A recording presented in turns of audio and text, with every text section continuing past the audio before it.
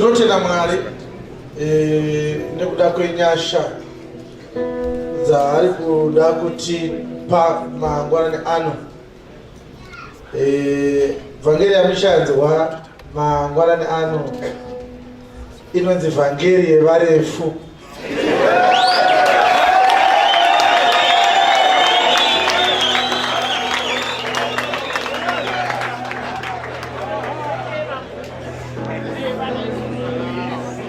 Inonzi chii? Vhangeri yevarefu. Kureva kuti kana uri murefu, vhangeri yanhasi ndeyako.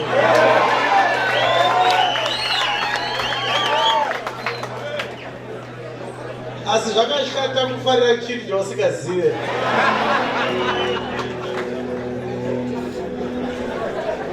Saka tichaverengerwa bhuku iri takamira tozogara pasi. Luke chapter 19 verse 1 to 10. Vhangeri yevarefu. Jesu akapinda Jeriko akapfuura napakati. Jesu akapinda Jeriko akapfuura nepakati. Zvino murume waivapo wainzi Zakeyo. Maive nemurume ainzi Zakeyo. Iye wakanga ari mukuru wavateresi. He was a chief publican. Uye waiva mufumi. Akapfuma. Akatsvaka kuona Jesu. He sought to see Jesus who he was. Kuti ndiye ani. And could not for the press. Asi wakanga asingagoni nokuti wakanga akapfupika.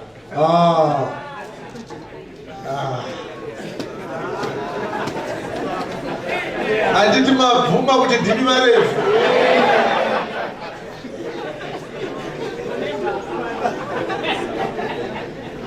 Patati vhangeri yevarefu pabva vati tisu ndimi varefu. Saka vhangeri yanhasi ndeyenyu. Asi mazwi averengwa pavhesi 3 haana kuda zvakanaka mubhaibheri shona. Ndoda idzokorodzwe zvakare tigozoikorekta. Nokuti pane chinhu chatisingafaniri kuterasikirwe nacho nda. Hapana kubotorwa zvevarefu pabhuku iri, asi varipo varefu. Saka da kuti tinovafukudura pavari. Tobva tazoparidza vhangeri yevarefu. Yes. Verse 3. Akatsvaka kuona Jesu. Zakeyo akatsvaka kuona Jesu. Kuti ndiye ani. Kuti Jesu ndiani. Asi wakanga asingagoni. Haana kugona kuona Jesu Zakeyo. Nokuti wakanga akapfupika. Aiwa. Pana vana nekuti vavira. Yes. Kune vanonzwisisa zvinyorwa. Izwi rekuti for rakafanana nezwi rekuti because. Saka munyori urikushandisa yatinoti kana kuti inonzi nemalingwisi poetic license. Simba remunyori rekushandisa mazwi anoda kushandisa kuti agoburitsa pfungwa yake. Zvekuti tinogona kubvisa izwi rekuti for iro tikaisa rekuti because. Totoverenga tichiti and he sought to see Jesus who he was and could not because of the press. Comma, because he was little of stature. Saka vana because havagona kuita vaviri mutsara mumwe chete. Ndokusaka akanyora akaisa for panzvimbo ya because of kuti azoshandisa izwi rekuti because pamberi pacho. Asi mukatarisa vhesi vadikani, munonoona kuti Zakeyo haana kutadziswa nekupfupika kwake bedzi. Chakatonyanya kumutadzisa izwi rekuti press. Izwi rekuti press rinotaura kuti Jesus was overcrowded. Anga akawandirwa nevavakamumomotera. Zvokuti Zaki akazotadzawo kuti amuona. Saka ngatingoverenga ichete tozoparidza takagara. Asi tanga tichida kuti tirege kukanganwa kuti tione kuti zvechokwadi chakatadzisa Zakeyo yanga isiri little stature yake chete. Panga paine nhau yepress. Saka ukaona vanonyora vanoshandisa inonzi iyo law of precedence pakunyora. chakatanga kunotaurwa ndo chakakosha kupfuura chakapedzisira kutaurwa. Ukaona pachinzi Peter na John, pari kunzi Peter ndiye akaina assignment yacho kunyanya kupfuura John. Saka ukaona pachinzi because of the press and because he was little of stature, kureva kuti chakatokura chakatadzisa Zakeyo kuona Jesu yakanga iri press kupfuura size yake. Uye zvinoonekwa pachena kuti hapana kunzi and also because he was little of stature. Apa tiri kuita grammatical analysis yechinyoro. Grammatical analysis inotibatsira kuti tigodzwisisa chimwe chinhu chisingabude tikanga tisina kuita. Tarisei muone kuti pane zvikonzero zviviri, asi zvikonzero zviviri hazvina kuseparatwa na and also. And also kureva kuti zvanga zvakabatana. Musoro wangu uri kutema uye zvakare mudumbu mangu muri kurwadza. Apa paiswa he could not because of the press, comma, because he was little of stature. Kureva kuti dai panga pasina press, size yake yanga isina basa.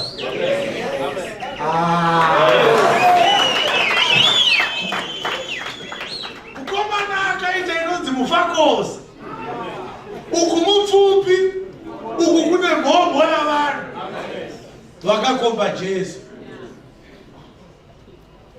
Nekuti kana uchifamba uri one, hautadziswi kuonana nemunhu mupfupi kana pasina vakakumomotera. Asi ukawandirwa nevakareba vakakumomotera, akapfupika apinda panjada. Chiri kuzwika? Saka apa papresa apa ndo pane size yevakanga vakamomotera Jesu. Dai vakanga vakapfupika yanga iri size yake, aidhila navo. Vakadzoka voita vakawanda, uku vakaita sei zvavo vakareba. Saka ndo patinonhonga varefu ipapa. Varefu ava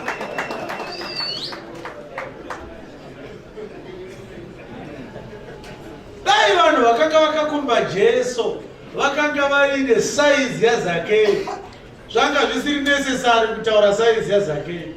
Vainzi Pita izera rako, enda unosundana navo ibva yapa ndionewo Jesu. Ukatarisa izwi rekuti litu harisi izwi rakanaka kushandiswa richitaura pamusoro pemhumho wemunhu.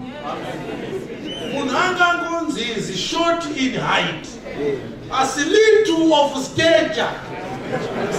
Handifunge kuti munhu mungaite munhu anoda kudescribe achinzi ari little of stature.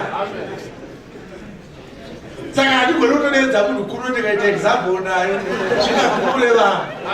Ivi ndikatora muhombe vanhu vanoti ndasiyiwa ndiri kureva.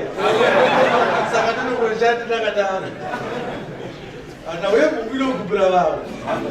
Izwi rekuti little haritauri height chete.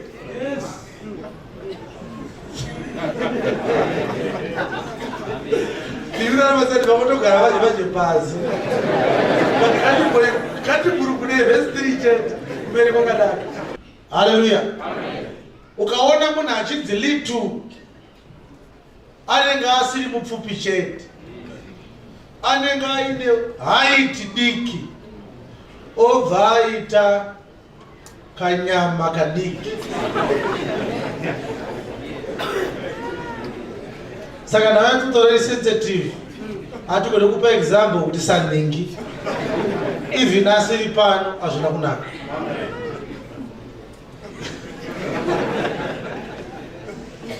Nokuti tikadaro katakutoita makuhwa taakushora munhu asipo.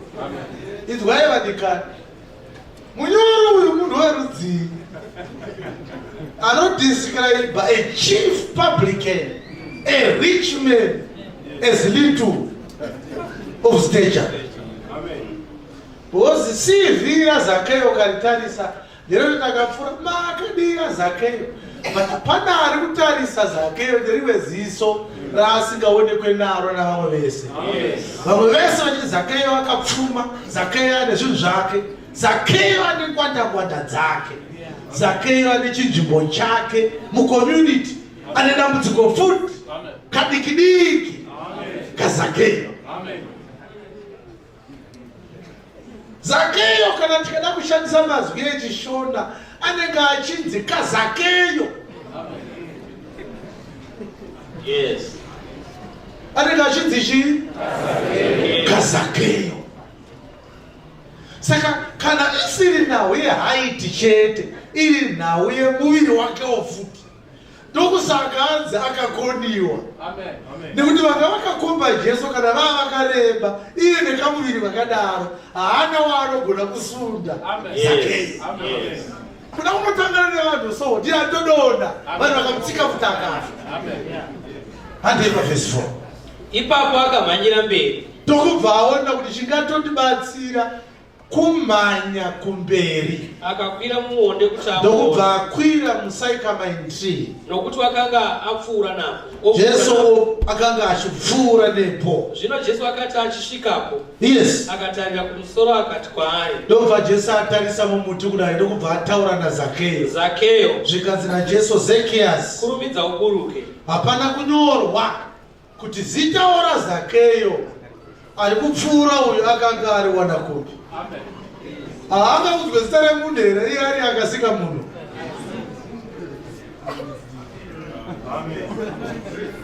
Pane vaangabvunze Jesu kuti uyu anonzani? Never. Zvoti genge iri kana rakatanga kushamiswa kuti murume uyu ari kunzi Zakeyo anomuziva sei? Nekuti muJeriko musiri muarea maJesu kuti titi vaigopota vachisangana. Jesu anoziva makwai ake nemazita avo. Hallelujah. Akati kudii kuna Zakeyo? Zakeyo, kurumidza uburuke. Make haste and come down. Nokuti nhasi ndinofanira kugara mumba mako. Today I must abide at thy house. Iye akakurumidza kuburuka. Ndokubva he made haste and came down. Akamugamuchira nomufaro. And Zacchaeus received Jesus joyfully. Vose vakazviona vakagunun'una vachiti, wapinda kundogara nomurume uri mutadzi. Ndokubva yavigwa futi yevarefu. Varefu vaya havana kutaurwa kunzi genga riya rakapuresa pana Jesu rako yangonzi vese vakazviona. But zviri pachena kuti varefu vaditi? Varefu ava ndo vakagunun'una. Vakati onai kumba kwacho kwaari kuenda. Ari kuenda kunodya kumba kwemutadzi. Yes. Ipapo Zakeyo akamira akati kuna She. Saka Zakeyo anzwa nawe kuti vanhu vava kutaura sirivhire remunhu wake. Tarira Mashure kwese uko kwakusina kutaurwa unhu wake.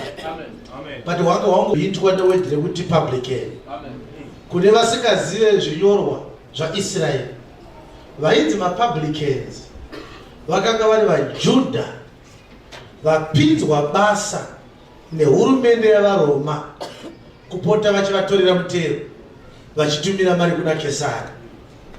Zvatanga takaita tiine BSAC muno, tine vakanga vari vanhu vemuZimbabwe, vanhu vatema vaishandira mapurisa namadhumeni amabhunu. Vanhu ivavo vainzi chii? Baba mapfumo. Sezvakaita BSAP ka British South Africa Police, koita vaishandira vana DA, vava vaine kushorwa kwavaitwa kuti ava ndo vari kubatsira mudzvanyiriri wedu kuramba achitidzvanyirira. Mapurago acho handiti? Right. Nguva yatanga taakuenda kuhondo nemabhunu, tinotorera vamwe vana vedu futi vemunyika muno vaenda kusango kunorwisa vana vemunyika muno vachidhifenda murungu ari kutidzvanyirira. Vanhu ivavo futi vari kufamba vachitakaenda kuhondo. Ichokwadi?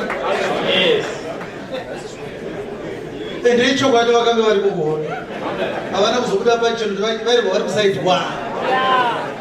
Vamwe vacho vakatopuhwa magratuity nehurumende kuvatenda, asi vakatouraya vana vemuno vaida kubvisa mudzvanyiriri vachidhifenda mudzvanyiriri. Zviri izvo zvinosemesa izvozvo.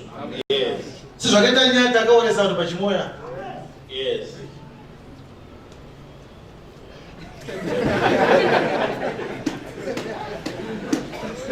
ibaba wakuti kuvangu zvitaurire zvanyati ukana mine muzukuru wanyati muno torega kutaura kuti nyati yanga iri nyasere pakafa vanhu vakawanda pachimoyo yavo isu tine vakoma vasina kudzoka kuhondo zvichida vakaperera pachimoyo asi vakatengeswa nemuzimbabweni weganda dema akapuwa Marina Smith akati regai tinokutaurirai pavari vakauya vakabhombwa vakaungana vakati rororo vese zvinosemesa zvinonyadzisa zvinonzwisa tsitsi kuti mwana wemuzimbabwe akapuwa mari nemubhunu kutaura ise vanga vana vemuno asi mwana achizvitendera akanga asina ndava neupenyu hwenyama hunoora aida kuti kana tambozvitarisa neziso revhangeri tione kuti tine vamwe vana vakasikwa naMwari vari kubhadharwa mari naSatani kuti agoparidza vhangeri yenhema igouraya mweya yevanhu vanofanira kupondezwa. KuSouth Africa vana vati maimpimpi vatengesi pavhangeri tinavo futi vakataurwa naPauro pa16:17 dzavaRoma akati ndinoti mark them that cause divisions among you contrary to the doctrine which you have received, for such do not serve our Lord Jesus but their own belly, for with feigned words and good speeches they deceive the hearts of the simple.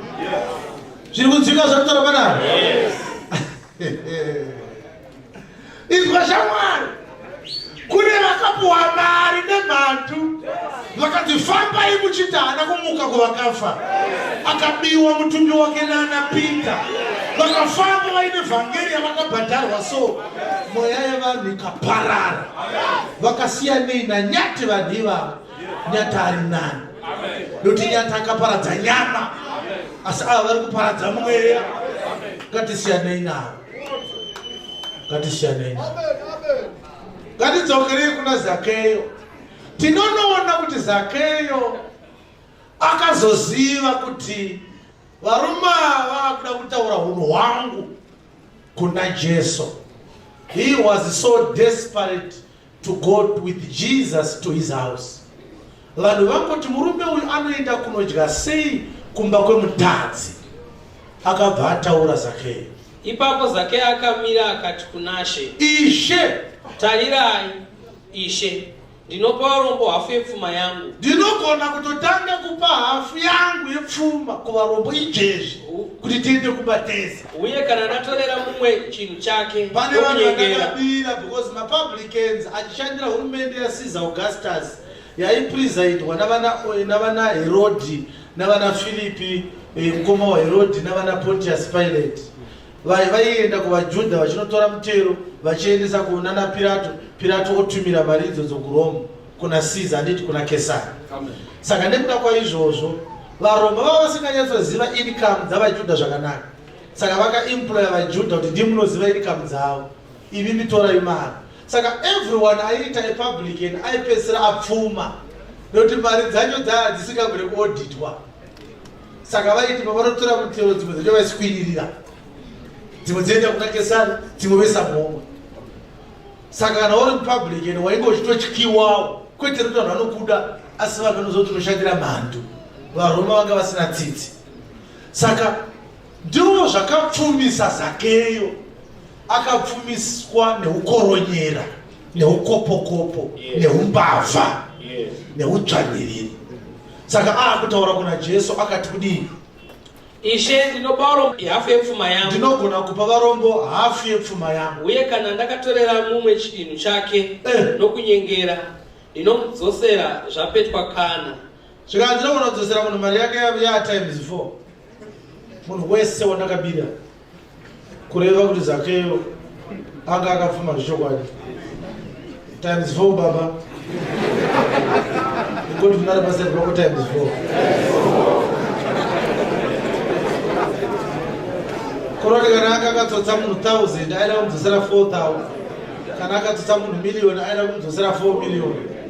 Kureva kuti mari yese yaaiba aitenderedza.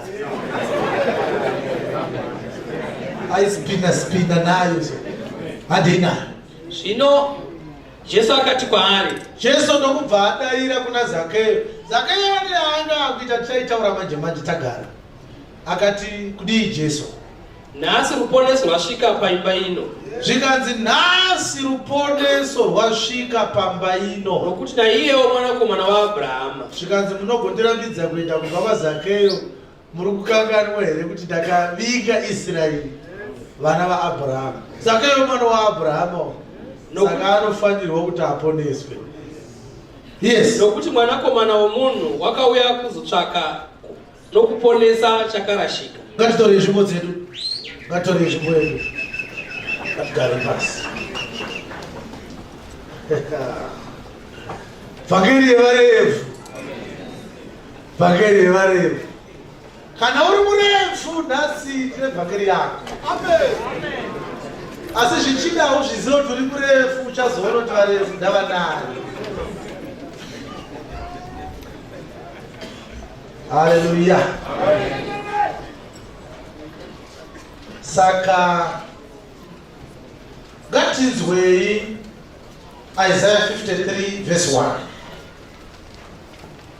Isaiah 53 verse 1. Ndiani wakatenda zvatakaparidzirwa? Ndiani akatenda zvatakaparidzirwa? Ruoko rwaIshe rwakaratidzwa kunani. Ruoko rwaMwari rwakaratidzwa kunani. Nokuti wakamera pamberi pake sebukira nyoro. Zvikanzi akamera pamberi pake sebukira nyoro. Zvikanzi for he shall grow up before him as a tender plant. Uchamera pamberi pake sebukira nyoro. Tokeredzai verse 2. Nokuti uchamera pamberi pake sebukira nyoro. Rakati wakamera mazvona. Asi nechirungu rakati he shall. Kureva kuti zvinhu zvichaitika nenguva dzinouya. Uchamera pamberi pake sebukira nyoro. Somudzi unobuda pavhu rakaoma. As a root out of a dry ground. Haane chimiro kana umambo. Mamerero ake manje ndiwo akaisirwa koroni pavhesi ya2. Zvikanzi kumutarisa amerera so haana chimiro kana muchimutarisa. Kana tichimuona. Mukamuona so haana mumbu unokudzwa. Uri kuwiridzwa nawe yachona. Indawo yechi yezera yesize. Kune varefu kune vakapfupika. Achimera mukamutarisa so haana chimiro. Kureva kuti aimerawo saZakeyo. Amen. Akamera ari kadikidiki. Iye akanga ari Mwari. Amen. Hakuna kunaka kuti chimude. Kuti mumutarise so haana kukudzwa kana kunaka kuti mungamude muchiti ndinoda hangu kuswera naye. Wakazvidzwa. Nokurashwa navanhu. Akaraswa navanhu. Muri kuona zvakaitwa Zakeyo. Zakeyo akaita sei nevanhu? Akazvidzwa nekuti wakanga akapfupika. Saka Jesu ndiye ari kutaurwa naIsaya achinzi akazvidzwa navanhu. Yes. Munhu wokurwadziwa. Jesu munhu wokurwadziwa. Wakaziva urwere. Jesu akaziva urwere. Munhu unowanzirwa navanhu chiso zvavo. Hatina rekodhi yekurwara kwaJesu. Hatina rekodhi kuti Jesu akambotemwa nemusoro. Hatina rekodhi kuti Jesu akamboita flu. Hatina rekodhi yekuti Jesu akambochaya kana kuti akamborwadziwa nemusana. Urwere hunotaurwa neBhaibheri urwere hwekuponeswa kwevanhu. Kuuya kwake ari munyama wakatanga kudhipenda nemaweather conditions. Kuti kana kuchipisa unofanira kutotsvaga mumvuri pasi pemuti. Kana kuchitonhora unofanira kuenda pazuva kuti adzirwe. Nekuti wakanga aine muviri wenyama. Saka uri kunzi wakaziva urwere nekuda kwedu. Hakusi kurwara kwekuti Jesu akamboenda kuchipatara akanorapwa. Aiwa. Iko kutonzi waberekwa nemunhu waakasika kwaito yekurwara. Kumuona Jesu achinzi wakafamba netsoka kusvikira asvika munyika yaakanga achinzi wakazonogara patsime raJakobho wakanga aneta. Mwari unoneta vadikani. Mwari anete. Asi inhau yechimiro chaakauya nacho. Ndo chakasaka azonzi waita sezvake waneta. Haleluya. Kwakutanga kutoti anotaura kuti vakomana ndimira kugumbeze ndiwane chekufuga. Rimwe zuva anga ari mugwa akapiwa mutsagwa akatsamira. Kwakuvimba nezvaakasika kufanana nevanhu vaakasika. Kwakutobatsirwa neoxygen kurarama achitofema. Achiti ukafema dust unotohotsira sekunge munhu iye akanga ari Mwari. Kuvimba nezvaakasika. Mwari kwakutanga kutakurwa naMaria. Maria akatobereka Mwari kumusana. Akasuka akabereka Mwari. Zvikanzi wakuchema mwana, murisai mwana muyamwise. Mwari akatanga kuvimba nechipfuva chemudzimai waakasika akararamiswa nechisikwa chake. Ndiwo urwere huri kunzi wakaziva urwere nekuda kwedu. Pari kunzi nekuda kwedu ndo pane nyaya. Kuti dai pasina vanhu vaida kuponesa, haipinda into such a precarious situation. Amen. Ndiri kunzwika here vadikani? Dai pasina rudzi rwake, rwakasanangurwa vake, vaakanyora bhuku yeupenyu, vaakaziva kare, vaakatemera kare, nyika isati yavambwa. Akavatarisa ari kudenga denga, akaona kuti vasanangurwa vangu vazara muchivi, havana simba rekuzvinunura. Handigone kuvamirira kuti vazvinunure vagozoya kuno, vanoparara vakapinda mudziva romoto. Ini ndinda kutoenda kunofanana navo. Kana ndafanana navo ndonzwa urwere hwavanofanira kunzwa ndikogona kuvaponesa. Haleluya. Akazoita sei? Saka panorwadza ndepekuti he was despised and we esteemed him not. Nyika ndokubva yamuzvidza, ndokubva yatadza kumukudza. Zvamuri kumuona akaita izvi kuti unoita sekunge munhu iye ari Mwari. Ari kuitira iwewe. But achinyora Isaya akanyora mazwi anorwadza. Akabva ati asi isu hatina kumukudza. Mazwi iwayo akanga achitaurwa naIsraeri, asi Isaya waitaura akamirira Israeri ari one. Paari kuti isu hatina kumukudza aitaura kuzvidzwa kwaKristu naIsraeri. Israeri yakaona Mwari ari muhutera hwenyama, haina kumukudza. Ikati pane chakanaka here chingabve Nazareti. Haasi mwana wakapendi here, hadzisi hanzvadzi dzake here, havasi vanin'ina vake here. Vari kuzvidza Mwari. Wavaifanira kumukudza, mauya kuzatiponesa, mazvidzwa nekuda kwedu, matakura matenda edu, manzwa kurwadziwa, manzwa kurwara, manzwa denda nekuda kwedu. Regai tikukudzei. Nyika yaIsraeri haina kumukudza. Yes. Wakazvidzwa nesu hatina kumukudza. Yes. Zviro kwazvo wakatakura matenda edu. Yes. Nokusimudza kurwadziwa kwedu. Yes. Asi isu takati wakatambudzwa. Isu ndokubva tati wakatambudzwa. Wakarohwa naMwari Wakarohwa naMwari. Wakamanikidzwa naMwari. Asi wakakuvadzwa nokuda kwokudarika kwedu. Akakuvadzwa nekuda kwekudarika kwedu. Wakarwadziwa nokuda kwezvakaipa zvedu. Saka ini ndakati ndosaka vanhu vaiti vana Isaya vanorwara nepfungwa vanopenga. Nekuti ichitanga yanzi uchamera pamberi pake semukira nyoro, semudzi unomera paivhu rakaoma. Yakataurwa ichiita seprofesi, ndo mawiro aachaita mwanakomana. Achinzi uchauya, yobva yanzi hatina kumukudza, akarwadziwa nekuda kwedu.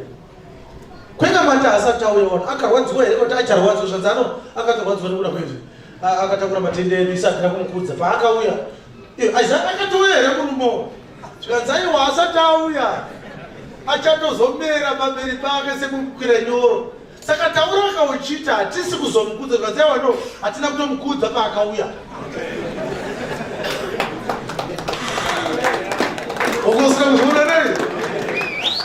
Isaya achitanga kuprofita akati achauya otomera pamberi pake semukira nyoro, semudzi unobuda paivhu rakaoma, ndo mawiro achaita.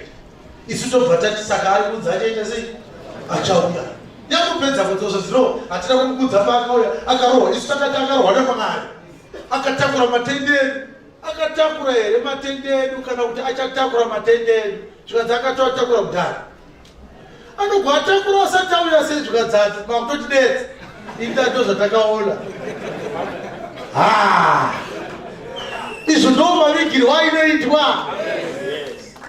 Mwari kana achiita chinhu, teererei mazwi angu wadikani, Mwari haasi kubva kwatiri kubva, Mwari ari kutobva kwatiri kuenda.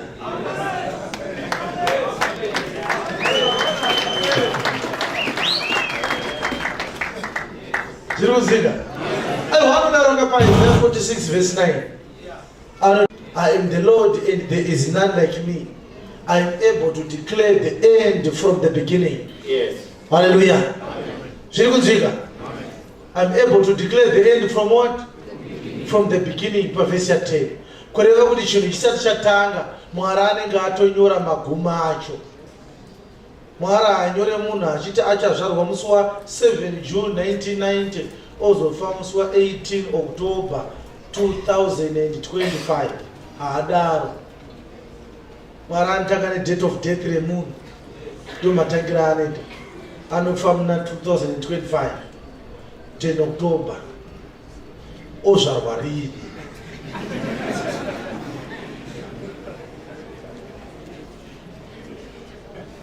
Kuroti paunororwa anenge atanga nedate rekurambana kwenyu.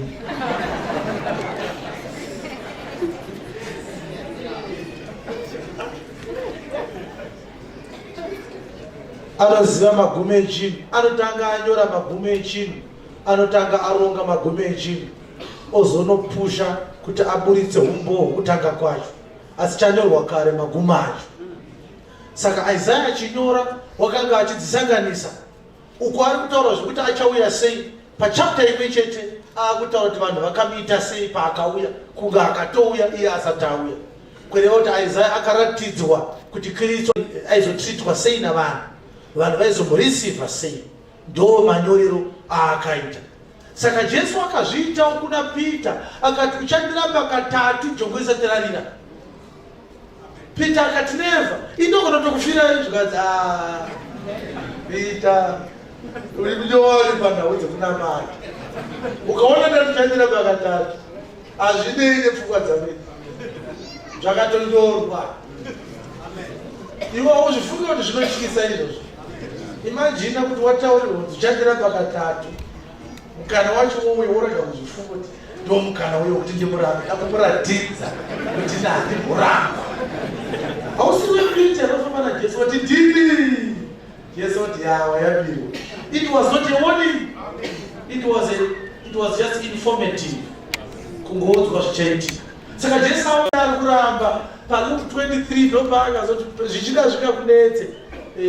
Zviregere kutaura chokwadi mufana. Wakumbirwa naSatani kuti akuedze, akuzungure sewiti. Kuti akumbirwa rini zvikanzi pane kamiti kataita. Satani auya kukamitingika. Apa vamanotaura kuna vhesi yakadaro. Tipe vhesi 31 Luke chapter 22. Thank you very much. Simon. Tarira, Satani wakakukumbira kuti akuzungurei sezviyo. Satani wakakukumbira kuti akuzungurei sezviyo. Asi ini ndakakukumbirira iwe kuti kutenda kwako kurege kupera. Iwe kana watendeuka usimbise hama dzako. Uchatozoda kutendeuka. Kutotangidza kunamata kuti 1. Amen. Ko ivi masiyawo Satani achikumbira sei? Saka pakumbirwa Peter naSatani kuna Mwari, mamuripo zvikadzenda ndiripo, ndatozoti Satani apuhwawo authority kuti akuzungure, ndatozoiona chichemo, ndikatokukumbirira kuna Mwari. Kuroti Peter akakumbirwa naJesu, akakumbirwa kuti naSatani same time. Asi akatanga kukumbira Peter ndiSatani. Satani akatoya kuna Mwari akati igwe. Mwari akati kude zvikadzida umborafasa Peter. Ipei kuno Peter. Postori akakumbirwa akaendeswa Mwari asiraiti. Akataura chikododeka ndikasimudza muri zvinoenda kukumbirwa naSatani kuna Mwari. Unoti apostoli vane madhimoni, hakuna chinhu chakadaro. Mwari aite zvinhu zvakadaro. Jesu ndiye akadaro. Jesu akati Satani akukumbira. Peter akati saka Mwari abvumira ndofuka Mwari anapatika. Mwari anoramba. Iri murwa Mwari baba. Kana Jesu aiwa Mwari abvuma. Mwari abvuka kuti uedzwe. Zvinoitwa witi iri murusero inenge ichitoswa so vanhu pepeta vachireso inenge ichikozeya iri murusero. Ndo zvakataurwa naJesu. Ndo zvauchaitwa naSatani.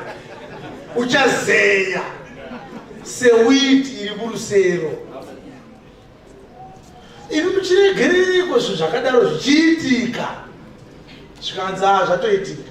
Chandatozoita ini ndatozokumbira kuti kana wapedza kuravhazwa ukadzokera kudaro wozotendeuka kutenda kwako kusapere aigona kupedza asanasai.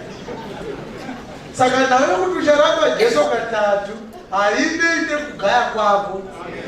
Kune mamwe mahigh level high voltage meetings haiitwa kune dzimwe nzvimbo. Pane mubvunzo watiinawo titarisei. Asi botaura ari paside pakuti zvanzi pane mubvunzo. Mubvunzo ndewekuti transaction yakapera here.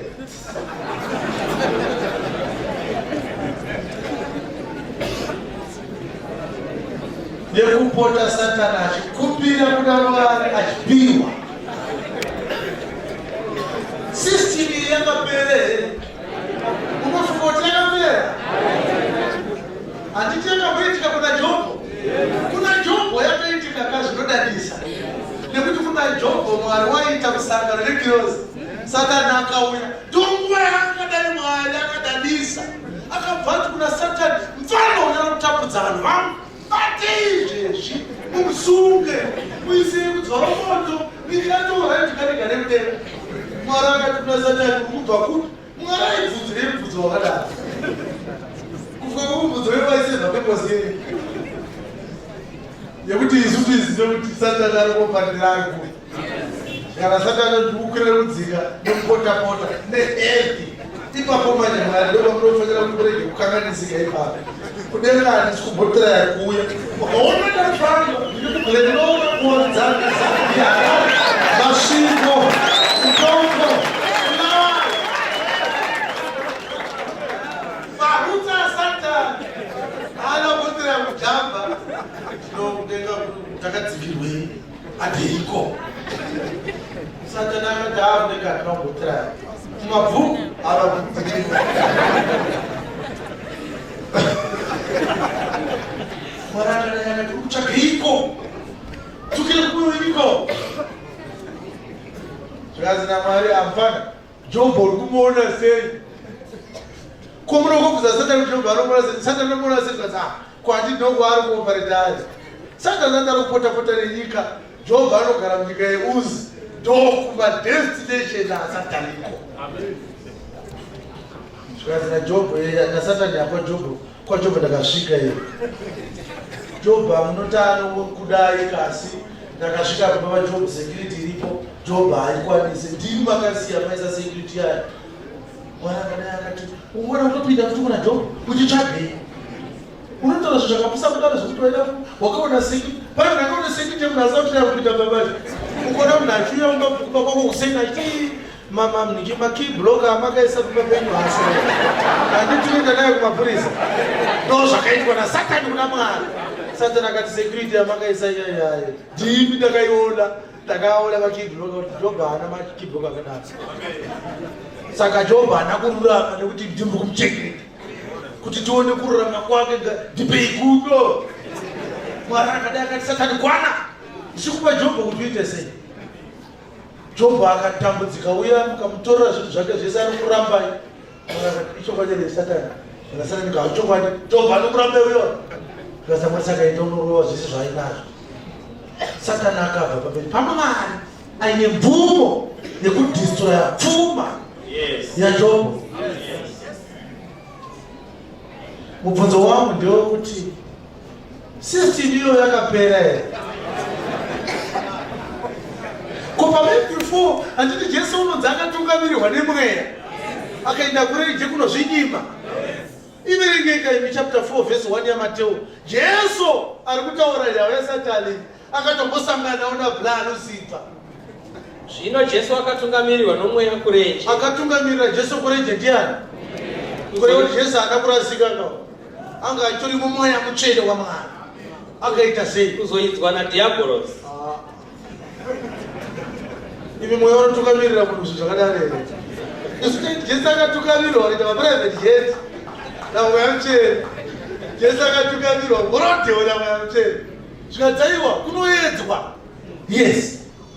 Wakati azvinyima zvokudya mazuva na40. Ndobva dzafasta 40 days and 40 nights. Neusiku na40. Bvadzanzwa nzara dzapedza. Akabva oziya nenzara. Apedza chii chakaitika. Zvino muidzi akauya kwaari. Satani akauya. Kureva kuti Satani haana kuedza Jesu musi waakatanga kutsanya. Jesu achitsanya Satani akakamira pamwe achiita mapuresa ake. Kana apedza tosangana. Asi kuuya kwaSatani hakusi kuuya kwemuedzo watingati Satani anozviitirei. Akanga achitoda kuti Jesu aedzwe ndiMwari. Saka Satani akapidzwa basa naMwari rekuedza Jesu. Mubvunzo ndewekuti zvakapera here. Endai pa13:10 dzaMateo.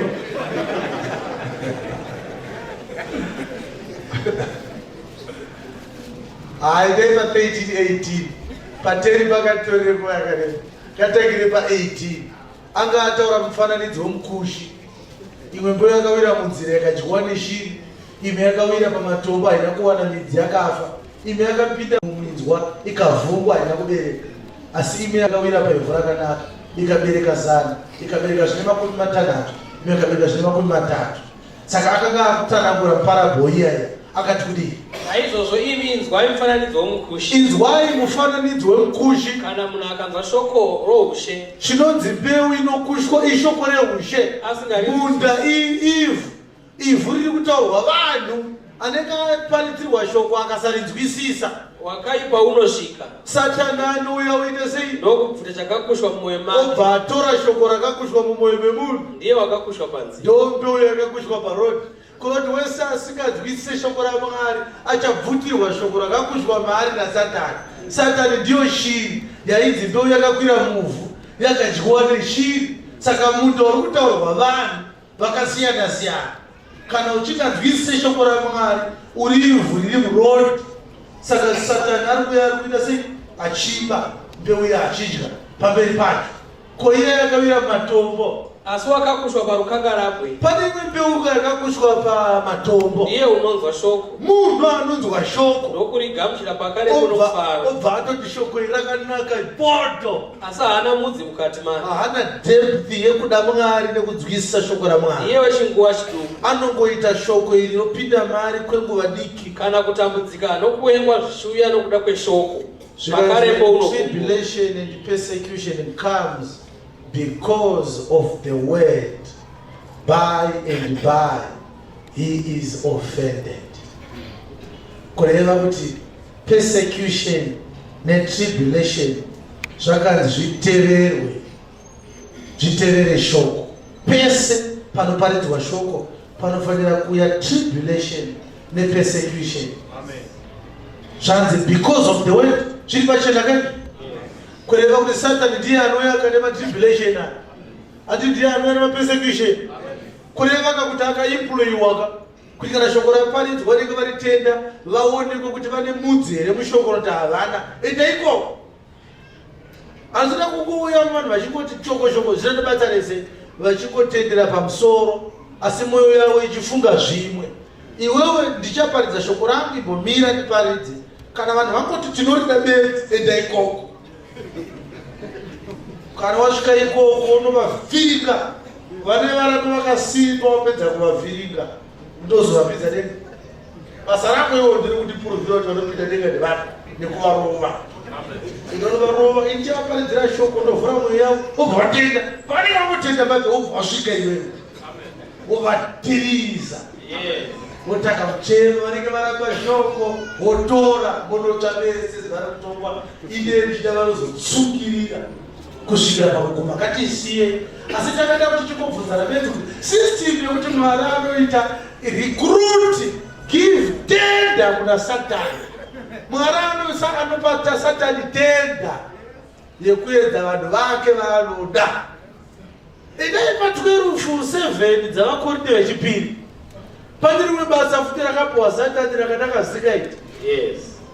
Takirei pa 6 nokuti kana ndichida kuzvirumbidza zvikanzi naPauro ndinogona kuda kuzvirumbidza handingavise benzi handigoni kuita sebenzi nokuti ndichareva zvamazvokwadi ndee ndichitoparidza chokwadi pandee chiparidza asi ndinorega hangu ndorega hangu kuzvikudza kuti kurege kuva nomunhu ungati ndiri mukuru kune zvaakaona kana zvaakanzwa handidi kwandiri kuzopedzisira ndaakuzvikudza.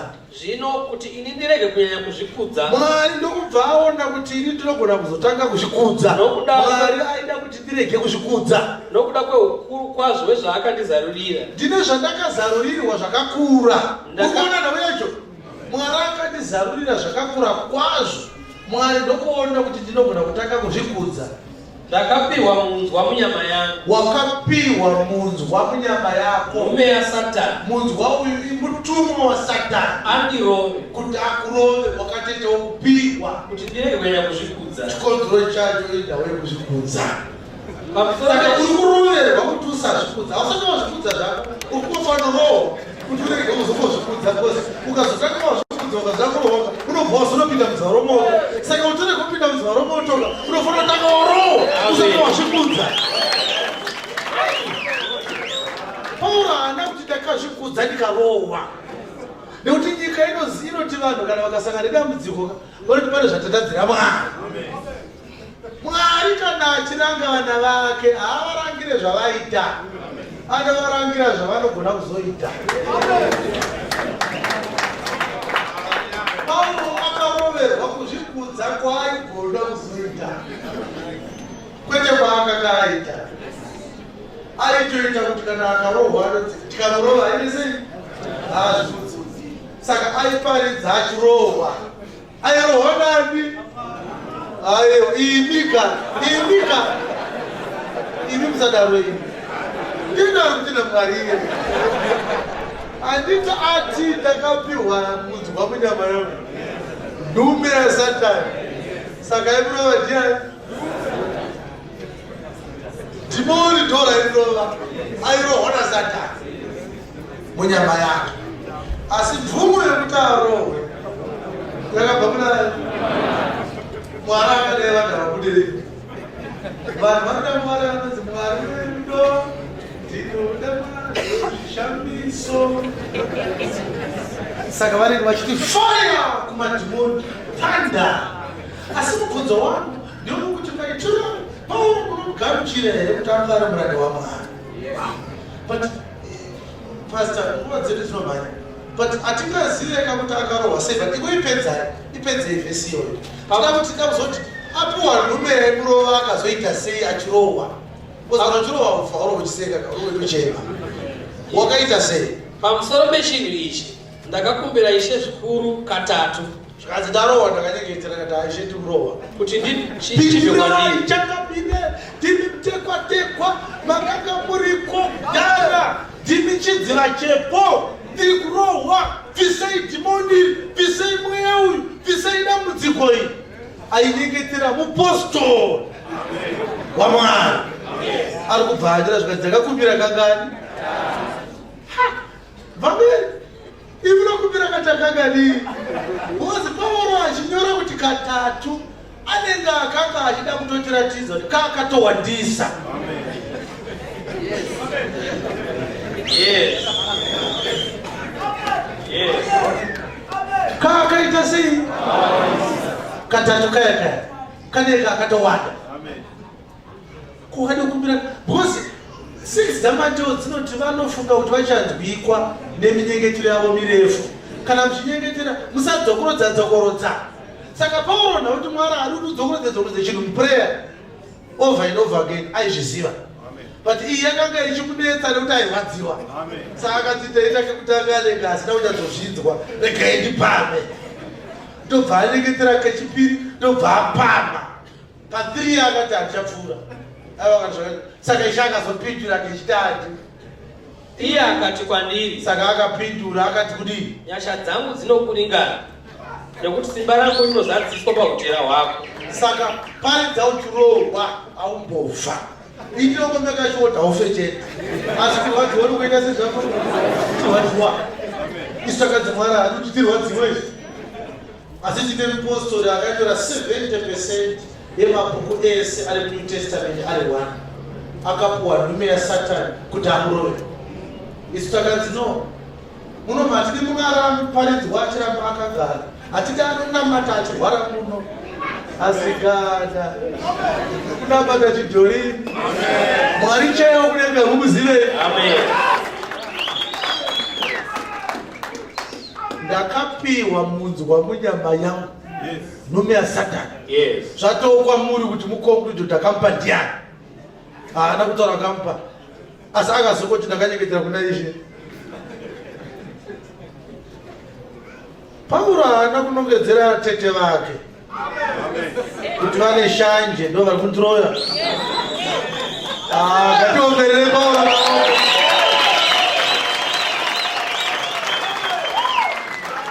Pauro haana kunongedzera amanyini vake vari kurwadziwa vari BP, basa ramwana ratiruda riri kufamba. Akati ina ndinoiwe kutoti tiri kuroiwa ndingazvidzikisira zvisingaite. Akumboita muroya rutiraya kuroya iyi.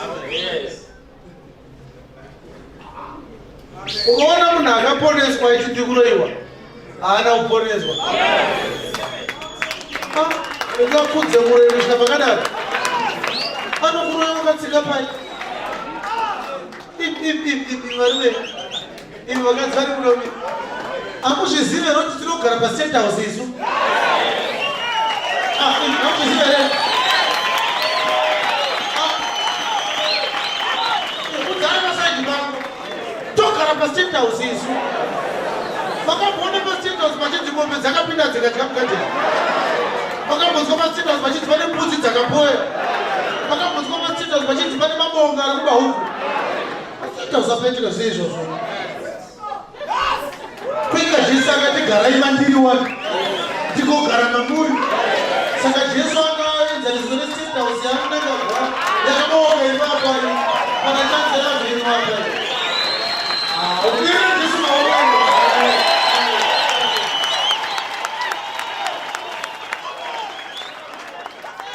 Kana uri kuna Jesu uri protected kupfuura White House yemuUnited States of America.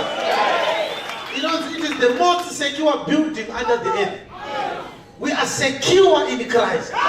No suggestions in Him. Are you complete? Tiri complete, tiri mahali.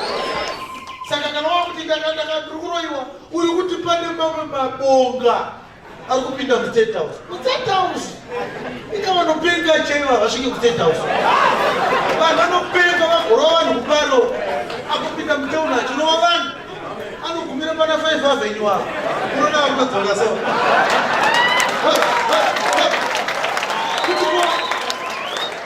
kumani kupenga muchienda kuState House. Ani mustate yekupenga anozvinzwa kuti handipengi ndikadaro ndofana kunopengera kuwadzanawo.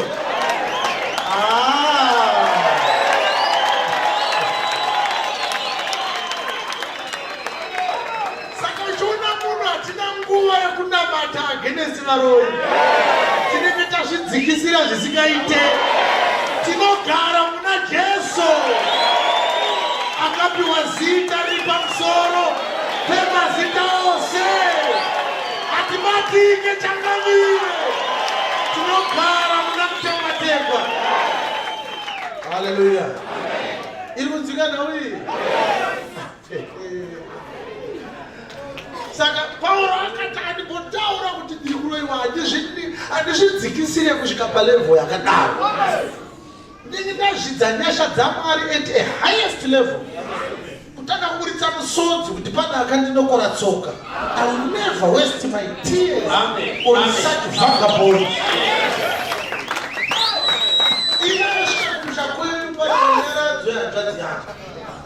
Ndikataura ndakaenda iparidza sadza mazira waibva ndaende chiwiri because akakaza shoko raMwari.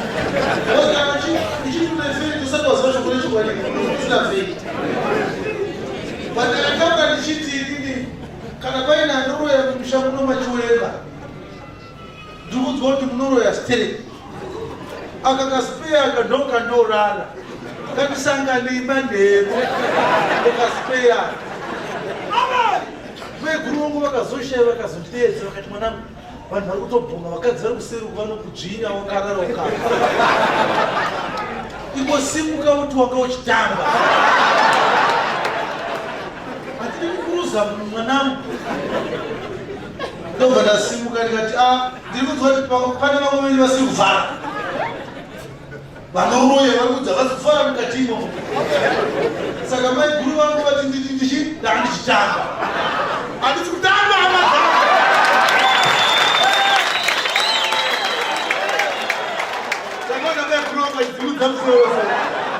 ndikati handisi kuita sei handisi kutamba kana paina anoroya ngatisangane time dzenyu dzegrafu uyai kumba mandorarawo trayai kuroya inini kana kwaedza mangwana ndichaya kudzimba dzenyu 1-1 vane michetura izai kumitakura ndoda bhii ndoda kutakura nemaheu saka ndinee ndichimwa maheu kudzimba dzenyu isaishonga imo hamundiuraye uroyi hwenyu unoshandira kunyika kwete kustate house yamwari tine antidote isingaite tiri kunzika zvamunoona itikunaramasaji pako tine antidote isingaite saka pauro akabva ati ano handisi kuroyiwa ndakatopiwa nhume yasatani mukaona paine chawira mwana wamwari chine chatotenderwa namwari kwete kuti munhu aiwakana unozviziva kuti even kufa chako chaiko jesu akadada akatarisana vajudhasi akati muda kundiuraya hapana unondiuraya pakati nenyaya rufu rwacho rwauri kutaura kuti ndakazosika hatiuraiwe saka anoti pajohn 10 vhesi ya 17 hakuna anondiuraya ndinorasa upenyu hwangu nekuda kwemakwai yangu ndine simba rekuhurasa ndine simba rekuhutora zvakare unotori urayiro wandakapiwa nababa vangu zviri kunzwika saka verengai 4:14 dzavagaratiya tinzwe kuti pauro munzwa waari kuti akapiwa munyama yake akanga aine munzwa upi because yakanga iri parable hazvireve kuti pauro anga aine munzwa chaiwo bongo akabaya nyama yake. That was a parable. Yes. But akazoiburitsa pachena paGalatians chapter 4 verse 14 tangire pa 13. Inomunoziva kuti ndakakuparidzira evhangeri pakutanga nokuda kukurwara panyama. Wairwara panyama uchiparidza. Nechinhu icho panyama yangu chakanga chiri muidzo kwamuri. Wakanga uine muyedzo wanga wakuda kutovhirikidza vanhu vanotenda. Hanzi kurwara kwangu wanga wakuda kutoita muyedzo chaiwo kwamuri imi vanoparidzirwa. Hamuna kuchizvidza. Hamuna kuzvidza kurwara kwangu. Kana kuchisema. Hamuna kusema kurwara kwangu. Asi makandigamuchira somutumwa waMwari. Kristu Jesu amen. Saiye Kristu Jesu. Saka unoti kudini? Zvinokufara kwenyu kuripi? Kufara kwenyu vaGalatiya kuripi? Nokuti ndinokupupurirai. Ndinokupupurirai kuti munondida chaizvo. Kana maigona. Dai maigona. Maitumbura meso enyu mukandipa iwe. Airwara nePauro.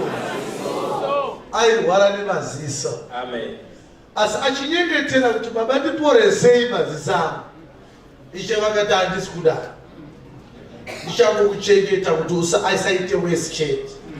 Aite wese haakura. Paridza kuchida. Saka aiparidza achichuruka misodzi aine maranga. Aitofamba aine chihengechefu chekupukuta maziso ake. Achiritsemura mamandiragora atiri kutochikaonesa. Aitsemura achirwara. Vana vane Mwari akadai. Vada kunzwa havo karwara ipapo Mwari anoporesa baba zvisingaiti. Unozopedzisira wa stupid pamberi pevanhu. Zvakaitwa navana Cobus wepaSouth Africa. Aiparidza achiti kana uchitenda urware haufe. Asi akazofa nekensa. Akakuparidza akagara nekusimuka haachagona. Vhangeri iyaya wakataura inoteswa, inosvika nguva yekuti zvawakaparidza zvoita sei? Zvoteswa.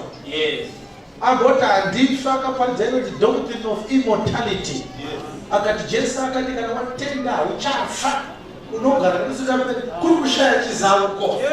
Kwakamukonzeresa kudaro akamukonzi nyama iri kunzi haifei. Akazofa kubasi. Akaita 3 days ari muchechi vachitora coffin vachipinda naro muchechi vachiswera vachinyengetera Mwari kutsari kobhasi mapurisa ndiwo akatozouya kuti pane chapter yamakutyora tokuvharira isati namati tovharira chete mapurisa eSouth Africa akati hatina mati muri kuita defile a dead body vigai munhu kana achimuka anomuka munyengetera ari mamupfushira kekara zarakamutswa ari muguva wani mubva muchererayo munyengetera acherere akamuka here Cobus ana kumuka Cobus William Branham akasiya ati tinomuka akanyengeterwa akaenda 5 days vasina kumuika vachiti anomuka saElijah anomuka because vaiti William Branham ndiye Elijah wokupedzisira saka vaiti Elijah anakufa akaenda nemutumbi wake Branham achaenda nemutumbi wake akamuka here Branham ririko guva rake une watadza kunzwisisa nekuti Mwari haanamatwe nedzungu kana kuti nevhavhu anonamatwa nekunzwisisa zvinonzika zvari kutaura saka tasvika apa tida kukuratidzai kuti naPauro chaiye akaona Satani asvika kuda kumuti faya Satani akati avani faya warutara kwainobva ndokwandatobvawo inini ndatobva kuna Mwari izvezvo bure Pauro akati tanda Satani hapana tanda ndatobva kunobva tanda yacho ndine zvipepa zvakasainwa naMwari wokudenga denga ndiroverewo Pauro shamwari indakazotenda Mwari kuti Pauro aidayirwa naMwari ipapo ndobva ndakati dai mukatidairawo chakamire nekuti akati ndakanyengetera katatu Ishe akati handisi kubvisa munzwa ndichangokupa nyasha kuti uparidze munzwa uchikurwadza kanjani dai aikakasingadzwe Mwari chiri chibhubhubhu sechatiri kuita chikungonopinda mupureya woita awa wobuda mvura yaoma nekukarara kudayira kwaMwari hapana kungotaura chete zara njerere zokuti wanembombira mbonodya kunzari pasaidi pako kuti muri kuita sei hamuna dzimwe here dzamuri kukasta idzo dzakabva kuna Mwari hamuna dzimwe here dzamuri kubhainda idzo dzakabva kuna Mwari hamuna dzimwe here dzamuri kuti fire idzo dzakabva kuna Mwari mai vangu vakashaya ndiri form 6 takadzi pazororo rekuti taakuenda kunonyora maexams saka vairwara vanga vane nguva yakareba vachirwara ndokubva vazorwara ndokunotorwa kwavaigara ndandisingagari navo ndokuya kumba kwandaigara kwambiya vangu dzanga dziri kuma 5-5 ndobva mbiya vangu vati ngatinamate vatitande kunamata ndichinamata kudaro ndobva izwira ati muri kuwesta nguva its time ndobva ndabuda panze bvandagara mbiya vangu ndobva vakati iwe ndotokurudzira vamwe kunamata tinongangonamata 30 minutes wototi warega here vanhu vati ndiri kuuya atakuenda kunamata ndakaramba ndakagara that was around kuma to 6 7 8 9 dzemanheru 9:30 vachishaya vakashaya 3.5 hours later vanhu vachinamata nguva yose iyoyo vanhu vainamata for 3.5 hours mai vangu vakandizvara ini ndakanzwa izwi richiti havasi kuzorarama ndobva ndatobuda pasi ndobva ndagara pasi zvinozika Mwari haashandire munhu Mwari ndiye anotoshandirwa nemunhu zvokuti ndovane hazvishande kwandiri ndimai kuna Mwari chipfuwo chaMwari saka zvinoshanda muridzi wechipfuyo inga tinombobata sheshe dzehuku tichidya takamboita anyina nenhiyo dzacho here wakambobvunza ndiye kuti ndaida kufuraya mai venyu makura here zvekugona kuzviparira pirira vega ndingangokusiyai muri nherera unototorotisa mukeji wotupa makreshi urayi yakasununguka svodzo rakapera paseri tiurayire muenzi ndozvinoita Mwari. Vana vake vanosara vachiita sei vararezvavarare vana vese kuri zviyo zvaMwari. Yes. Saka ipapo unofanira kunyatsoita mushe.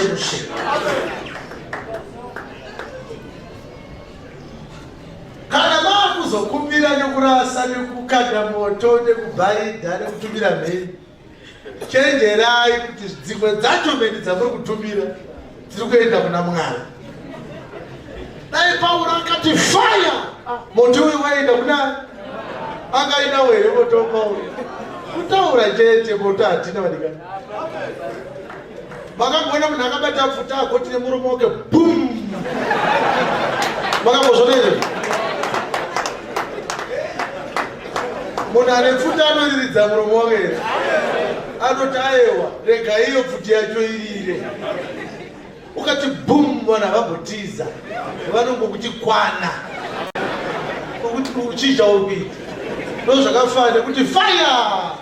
Moto unenge uripo unobuda chete. Hauna rije kuti unoiombe uchiti fire. Idzungu. Ivhavu. Newakavhovha. Uri usina kunyatsochenjera. Saka taenda kuna Isaya.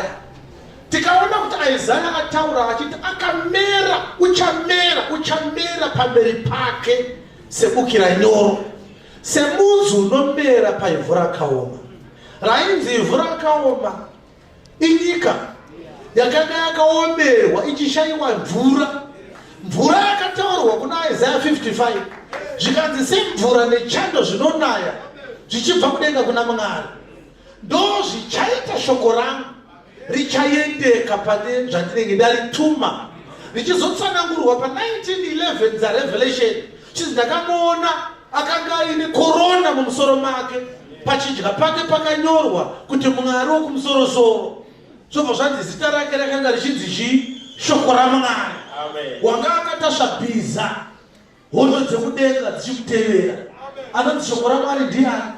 Jesu Kristu. Ndiye ari kunzi paJohn 1 mukutanga rakanga riri shoko riri kuna Mwari, shoko riri Mwari, shoko rikazoita nyama rikagara pakati pevanhu. Ndoriri kunzi kana rouya panyika richabudirira pane zvarinenge raita sei ratumwa. Nyamba richitumwa rakanga rauya kuzoponesa vanhu. Saka pari kunzi richabudirira riri kunzi Jesu paanodzokera kudenga anenge abudirira kufira vanhu, obva amuka kubva kuvakafa, vanhu vakutenda kwaari vachienda kunoponeswa. Kuti nyika yacho yaari kuponesa anoita zvekuuya omera paivhu rakaoma. Kureva kuti ndiye ega anenge ari munyoro sezvaanotaura kuMatthew 27 naJohn 19 akatarisana naamai Maria.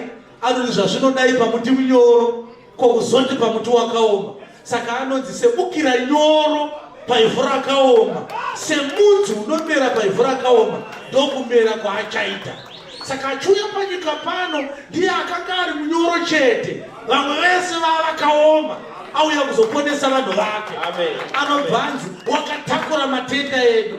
Asi achinyora Isaya pavhesi ya2 anoti uchamera pamberi pake. Kureva kuti Mwari achidyara Jesu panyika pano wanga usingadyare Jesu achidyarira vanhu, aidyarira Jesu kuna Mwari. Saka hana kunzi uchamera pamberi pavo, wakanzi uchamera pamberi pake. Papa inoenda kududzirwa ipapo yakavigwa. Nokuti panonzi and for God so loved the world that he gave his only begotten son.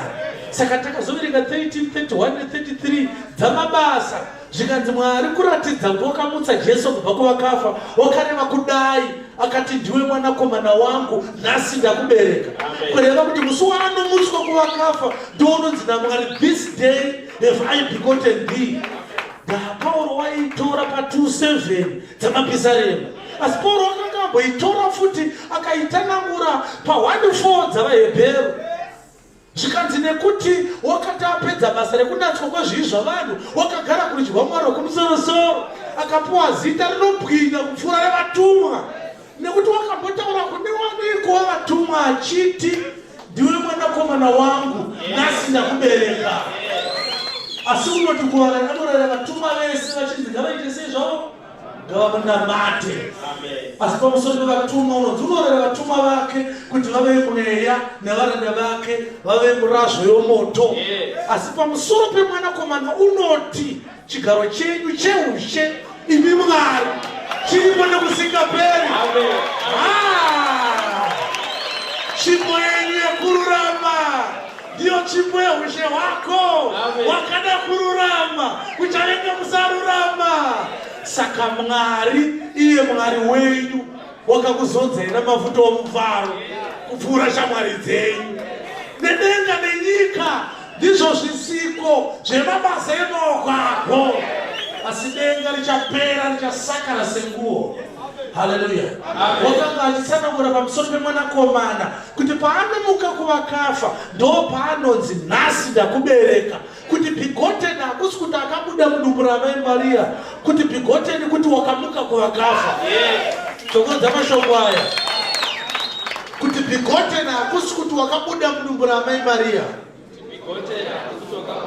kuti bigoteni kuti akamutswa naMwari kuvakafa. Saka Mwari paanonzi akada nyika haana kumupa mwanakomana. Nyika haina kupuwa mwanakomana, nyika yakapuwa bikotenisani. Bikotenisani ndiye akamuka kubva kuvakafa. Kureva kuti nyika yakapiwa akamuka kuvakafa. Ko paanga asati amuka kuvakafa anga ari wani. 1331 dzaMateo dzinobva dzati ushe hwokudenga hunofananidzwa nepeu yemastard yakatorwa nemunhu akaidyara mumunda make. Iyo idiki kwazvo pambeu dzese dzemumunda, asi inoti ikamera inokura kuita hunde yemuti, kuti shiri dzinouya dzovaka matendere adzo mapazi adzo. Ndobva yaburitswa pachena, haina kuvigwa kuti shiri dzinotozovaka matendere kana mbeu yadyarwa ikatomera ikaita zimuti ziguruguru. Nyamba zvekumera ndozvaakanga ataura pa12:20 dzaJohani. VaGiriki vauya kuzomuona zvikanzi mwanakomana mwayakwana yekuti akudzwe. Ndinokutaurirai kuti kana tsanga yembeu ikasatorwa ikaiswa muvhu ikafa inogara iri yega. Asi kana ikapinda muvhu ikafa inozowanda yobereka. Nida upenyu hwake acharasikirwa nawo neanorasikirwa neupenyu hwake nekuda kwangu uchauchengetera kuupenyu unouya. Saka mwanakomana anopuwa kuvanhu amuka kuvakafa. Asi asati amuka kuvakafa anenge asina kupuwa kuvanhu, anenge akapuwa kuna Mwari. Ndokusaka ari kunzi wakamera pamberi pake. Saka anoti ndakabva kuna Mwari ndakudzokera kuna Mwari. Baba nguva yakwana kunzai mwanakomana wenyu. Ini handisisiri munyika ndaakuya ikoko, asi tinovanyengeterera vamakandipa kuti muvachengete muzita renyu ramakandipa. Saka Isaya achinyora waitaura zvekuuya kwake kuti uri kuuya kuzotakura matenda edu, uri kuuya kuzotakura zvitadzo zvedu, uri kuuya kuzotakura kutadza kwedu. Asi isu hatina kumukudza. Saka haasi kuuya kuzoita correct zvakaprofitwa, ari kuuya kuzozadzisa zvakaprofitwa. Saka muchiona achirambwa naIsraeri asingakudzwe, nekuti Isaya akanga ati isu hatina kumukudza. Dai Israeri yakamukudza, Isaya aifanira kubviswa mapeji ake mubhaibheri achinzi wakaita sezvako, wakanyepa, wakati iwewe paanomera hatimukudze, asi woda kumukudza kwatiri kumuita. Saka anobva ati muprofita anoshawa kukudzwa bedzi kuhama dzake. Asi kuvatorwa, nyamba vatorwa vakataurwa naPita, vakapararira Ponto neGaratiya neKapadhoshia. Kotisi kwavatorwa vairehwa kureva kuti Jesu wakarambwa kuhama dzake kuti agozokudzwa kuvatorwa kuvahebheri. Saka taverengesa Isaya chida kubata Zakeyo, nekuti Zakeyo akangonzi naJesu handei tinodya. VaJudha ndobva vatotanga kuti ano dai akanga ari muprofita chaiye haaifanira kuenda kunodya kumba kwemutadzi. Asi Jesu akavati, this day is salvation come to this house, for as much as he also is a son of Abraham. For the Son of Man is come to seek and to save that which was lost. Saka varefu vakabva vatanga kutaura nhau dzekuti mukomana uyu haasi right. Dai Jesu achigaya mushe asina kutoenda kumba kwaZakeyo, Zakeyo mutadzi, zvikanzi aiwa mwanakomana haana kuuya kuzoponesa vari right, akauya kuzoponesa vakarasika. Handiti mati Zakeyo vakarasika, Zakeyo, umbavha hwaZakeyo hapana asingahuzive muno muJeriko. Zvikanzi kana madaro manje aqualify. Handiti hamuna kufanana zvikanzi haikabaisa hatitore mari dzevanhu. Izoteerera zvikanzi kana muri right Isaiah manje akubatsirei. Kuti Isaiah akati akatakura matenda enyu. Ima hamuna chekuti nditakure zvikanzi hamuna chekutakura. Zakeyo ndiye akatoremerwa nezvitatu zvikanzi saka Zakeyo handi kumba kwako. Saka Jesu achinzi akatakura matenda edu, Zakeyo anga akaremerwa nematenda. Asi varefu vanga vasina chavakaremerwa nacho. Saka Jesu achiti handi kumba kwaZakeyo haana kutadza. Ada kubatsira Zakeyo kutakura mukwende waasingagoni kutakura. Varefu havana zvochi. Kureva ukangoti bedza usi mutadzi, Jesu haasisina chekuita newe. Jesus only deals with the sinners. If you are not a sinner, then Jesus is a wrong place for you. When you come to Jesus, it will cheat the mutadzi. The more you are a sinner, the closer he draws you to himself. Ukakotanga kuti ndiri right, unotanga kutoparadzana naye. Vhakere varefu kudakirwa naye. Uchanoona kuti vhakere varefu yatopera. Chatakuita bedzi takuijoinidza mapuranga achatopera izvezvi. Jesu ndiye akapinda Jeriko. Jeriko haisiyo ikauya kuna Jesu. Saka Zakeyo akanzwa kuti Jesu ari kuita sei? Apinda. Jesu apinda guta. Zakeyo ndokuti regai ndinoonawo Jesu. Shoko rati he wanted to see Jesus. Kureva kuti aitoziva kuti anoti Jesu. But over anzi he wanted to see who he was. Aida kuziva kuti Jesu akamira sei. Zvekuti ukaitarisa zvakanaka unoona kuti nawe iya yakatoitwa fraud kudhara. Zakeyo ndiye anga ari destined kuti aonekwe naJesu agoponeswa. Even Zakeyo asati aziva kuti Jesu apinda muguta, anga atogara akapuwa advantage kudhara. Nekuti ndiye ega ainyorwa kuti aidei pana Jesu. Chaaida chaicho hakuna munhu aitsvaga zvinakadaro. Ende unotarisa rekodhi yacho yese yevaiuya kuna Jesu. Zakeyo bedzi ndiye aida kuziva kuti Jesu anombori ani zvamazviro kwazvo. Simukai baba, kana muchinzi Spencer, ndingagodere kuti mukoma Spencer munomborani.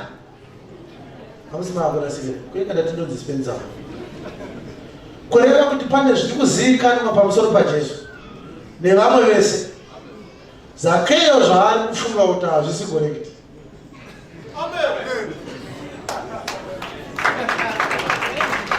Zakeyo akati ndinakuona kuti Jesu, who is he really? Ukabvunza vaJudha vanoti mwana wekunazareta Galilea hakuna chakanaka chokudaiko. Mwana wakapenda, haana kuenda kuchikoro. Ndosaka ari kunzi hatina kuita sei? Hatina kumukudza. Zakeyo ndopaakagara pasi akati kunyepfa chako chako. Vanhu vasina kudzidza munyika muno vakawanda havasi kupoterwa semaperi wari kuitwa. Kuti sadzidza zvinhu zvishoma. Havasi vadzidza vakawanda muno. Something is special about this person. Kwezvo kudzakudza pamusoro pemvura azodai asi mamiracles chetekara. Mushoridhoko mapofa asina mabvira akaona kubva anezvarwa. Munhu asa zvakamboitika. Ina hangu handina problem. Ukatarisa Zakeyo anga asina problem. Iwewe na Zakeyo makatosiyana. Zvokuti uri kurefu iwe uchazvoona vazhe kuti ndiwe murefu wati unamuparidza uchazvoona. Zakeyo ndakati ndichizarirwa nawe inashe, ndakati Ishe ndipei mweya waZakeyo. Ndakatanga kumuda Zakeyo kuti hatikukwanise Zakeyo. But uchanoona kuti hazvina kuitwa naye. Ishe wakashandisa Zakeyo kuparidzira vana vake kuti kana muchiuya kuna Jesu ndiyo agenda hombe yekuvinga Jesu nayo. Haana kuuya ine mwana, kune vakaveti mwana wangu vari kunetswa namadhimoni, kune vakaveti mwana wangu ane zvipusha zvinomuisira mumoto, kune vakanga vachinzi vanogara kumakuva vane madhimoni ari kuonetsa ikoko, kune vari kunzi vaikuda ropa vakanga vaida kuporezwawo, kune vakanga vaine nzara vachiti tipei chingwa. Uyu murume uyu anoshamisa. Akanga achitoziva kuti he is known as Jesus, but he wanted to know who Jesus was. Amen. Aida kuziva kuti mune humwe humwari hwakawanda muzita rekunzi Jesus. Aida kuona Jesu kuti Jesu ndiani. Vese vanofona apostle ndoda kugonai pane zviri kuitika kumba kwangu ini naadzimai vangu handisi kudwanana apostle kambani yangu apostle vane zvinangwa zvavo. Yes. Varefu vanhu uchavaona ndosaine kutanga yekuti murefu. Kana uchida kuita saZakeyo unouya uchida kuziva kuti Jesu ndiani. Ndo chinhu benzi chiri special pana Zakeyo. Saka uchiona muno tinoparidza, kana uchigona kuuya muno svondo rino ugouya futi svondo rinouya unenge uine mweya waZakeyo. Kana wazvitadza uri murefu. Nekuti varefu havadi kuziva zvaJesu. Varefu vane zvinhu zvavari kuda kubva kuna Jesu.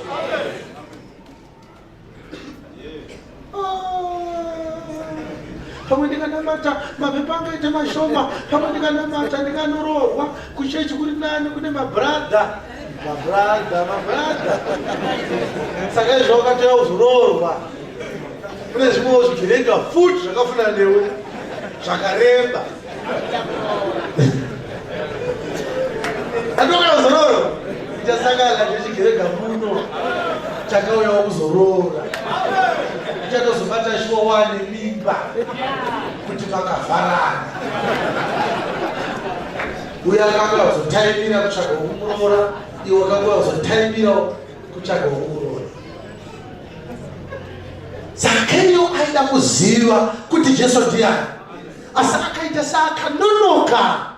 Kune vane vatomba ari Jesu kudhara. Vari vachikutenderera so vachiti tisu boka rinofamba naJesu.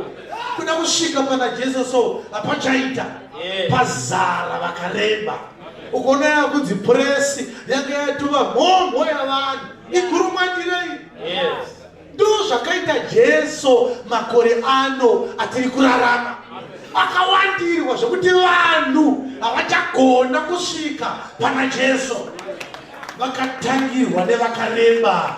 Mwari ngatibatsire masikati ezuva rino tigonzwisisa kuti dai taita sevakapfupika tasiya kuita varefu, nekuti ukareba uchaparadzana naJesu even wakatemba. Jesu akasati ufamba ari muJeriko, Zakeyo akanga akapfupika, Zakeyo akanga asina mhumhu, kakarika Zakeyo. Ndobva wakamhanya kumberi ndokunokwira mumuonde. Jesu achifamba, Zakeyo mamunzwawo here kuti akadaidzira akati Jesu ndioneiwo. Zakeyo akangonoti kwende mumuonde akati ndatopedza. Jesu ndokusvika so. Saka uri kuona zvaita vhakiri yacho ngati Zakeyo ari mumutumbi, Jesu ari kupfuura. Kune vati varefu vari kutevera Jesu havasi kuziva kwaari kuenda. Hapana kumbonyorwa kuti anga achienda kumba kwaari. Rodi yaJesu inongonyanya kupinda muJeriko. Varefu havana hurukuro naJesu. Varefu vanoda kunzwa Jesu here. Varefu havane kunzwa Jesu. Varefu vachingoti paanowanza chingwa paya tichazodya. Paanozonzi wawanza hove toita gochi. Tida kuona achidzinga madhimoni, tida kuona zvinenge zvichiitika. Hurukuro pakati paJesu nevarefu hapana. Asi varipo chete pana Jesu wachepa. Vasingatauri naye vave varipo. Hausi murefere kudikana. Jesu ndokunosvika pasi pemuondeso. Ndokubhasi mira obviously kuti aite hurukuro yese yakazoita naZakeo paida kuti amire. Ndokubhati Zakeo kuti Zakeo achiri mubuti kumutaura kuti ndokuziva zvokuti du. Zvokuti dai varefu vanga vaine dzakakwana. Vakatoti kana achiziva zita rake ivi zvokuti ibabva futi anozviziva. Haana nidhi yekuudzwa. Yes. Kuruka nekukurumidza ndofanira kuenda kumba kwako tinodya. Ndobva Zakeo anzi akaburuka nekukurumidza. Unofunga kuti akanyora nhau iyi aita zvokutamba here? Jesu akati make haste and come down. And Zacchaeus made haste and came down. Make haste and come down. Zacchaeus made haste and came down. Kureva kuti Zakeo anospecialize neobedience to Jesus. Haana kuti ndimani mani kuti mbotaura tiri muno makadii pasi ipapo ngatimbotanga ita adresa varefu avo dzingai varefu vakandimanditadza kuti ndikuonei vakakumomotera hai inini izvi zvikutondiretsa ikonomi yedu haiti kufamba ende kuswera mangwana toda kunovhota zvese izvi zvozvo. Zakeo aigona kuzvitaura kureva kuti Jesu achisvika pana Zakeo ndiye akatanga kuadresa Zakeo. Nekuti each time inoda kuponeswa mutadzi anotaura panyaya yekuponeswa ndiJesu mutadzi akanyarara. Amen. Yes. Hatinoponeswa nekutenda. Panotori kutenda panhau yaZakeo. Asi achitenda kudaro aifanira kuita action yekuburuka. Kuburuka hakuponese Zakeo. Inongori demonstration yekuti he is obedient kumuponesi wake. Amen. Hallelujah. Amen. Haugoni kuponeswa usingade kuteerera zvinorayirwa neanoponesa wake.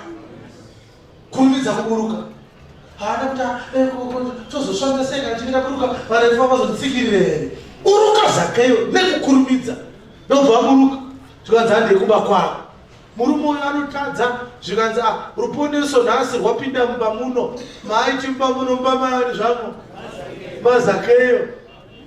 Kwakutoti kuna Zakeo uya Zakeo kwabva kutotanga kuenda kumba kwaZakeo. Vari tu.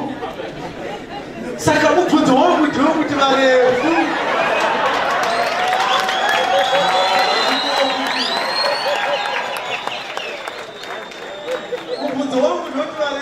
vakaitwa sei?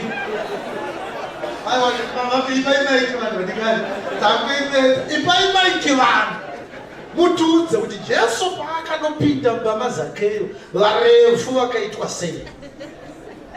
Ipaimaiki vari kuserukwa. Yes. Vakasara vachiitei?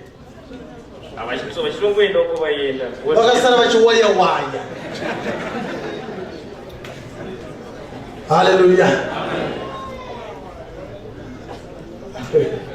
Saka ukaitarisa sentambo yacho inotyisa nekuwanda kwese kwavanga vakaitawo vakadhambwa. Kungosara muri kubva kupi zvikanzi tapinda naJesu muJeriko muno. Mapinda kuti zvikanzi tatiteera Jesu. Anga achiita kuti zvikanzi tatisiri kuziva. Saka ati kusari pakamumirire zvikanzi tifota vanodzoka panapa. Saka aita kuti zvikanzi ari pamekorodera riya. Saka muchaita zvikanzi hapana tamutoita zviri kupi kunovhota. Tamutoita rovhota.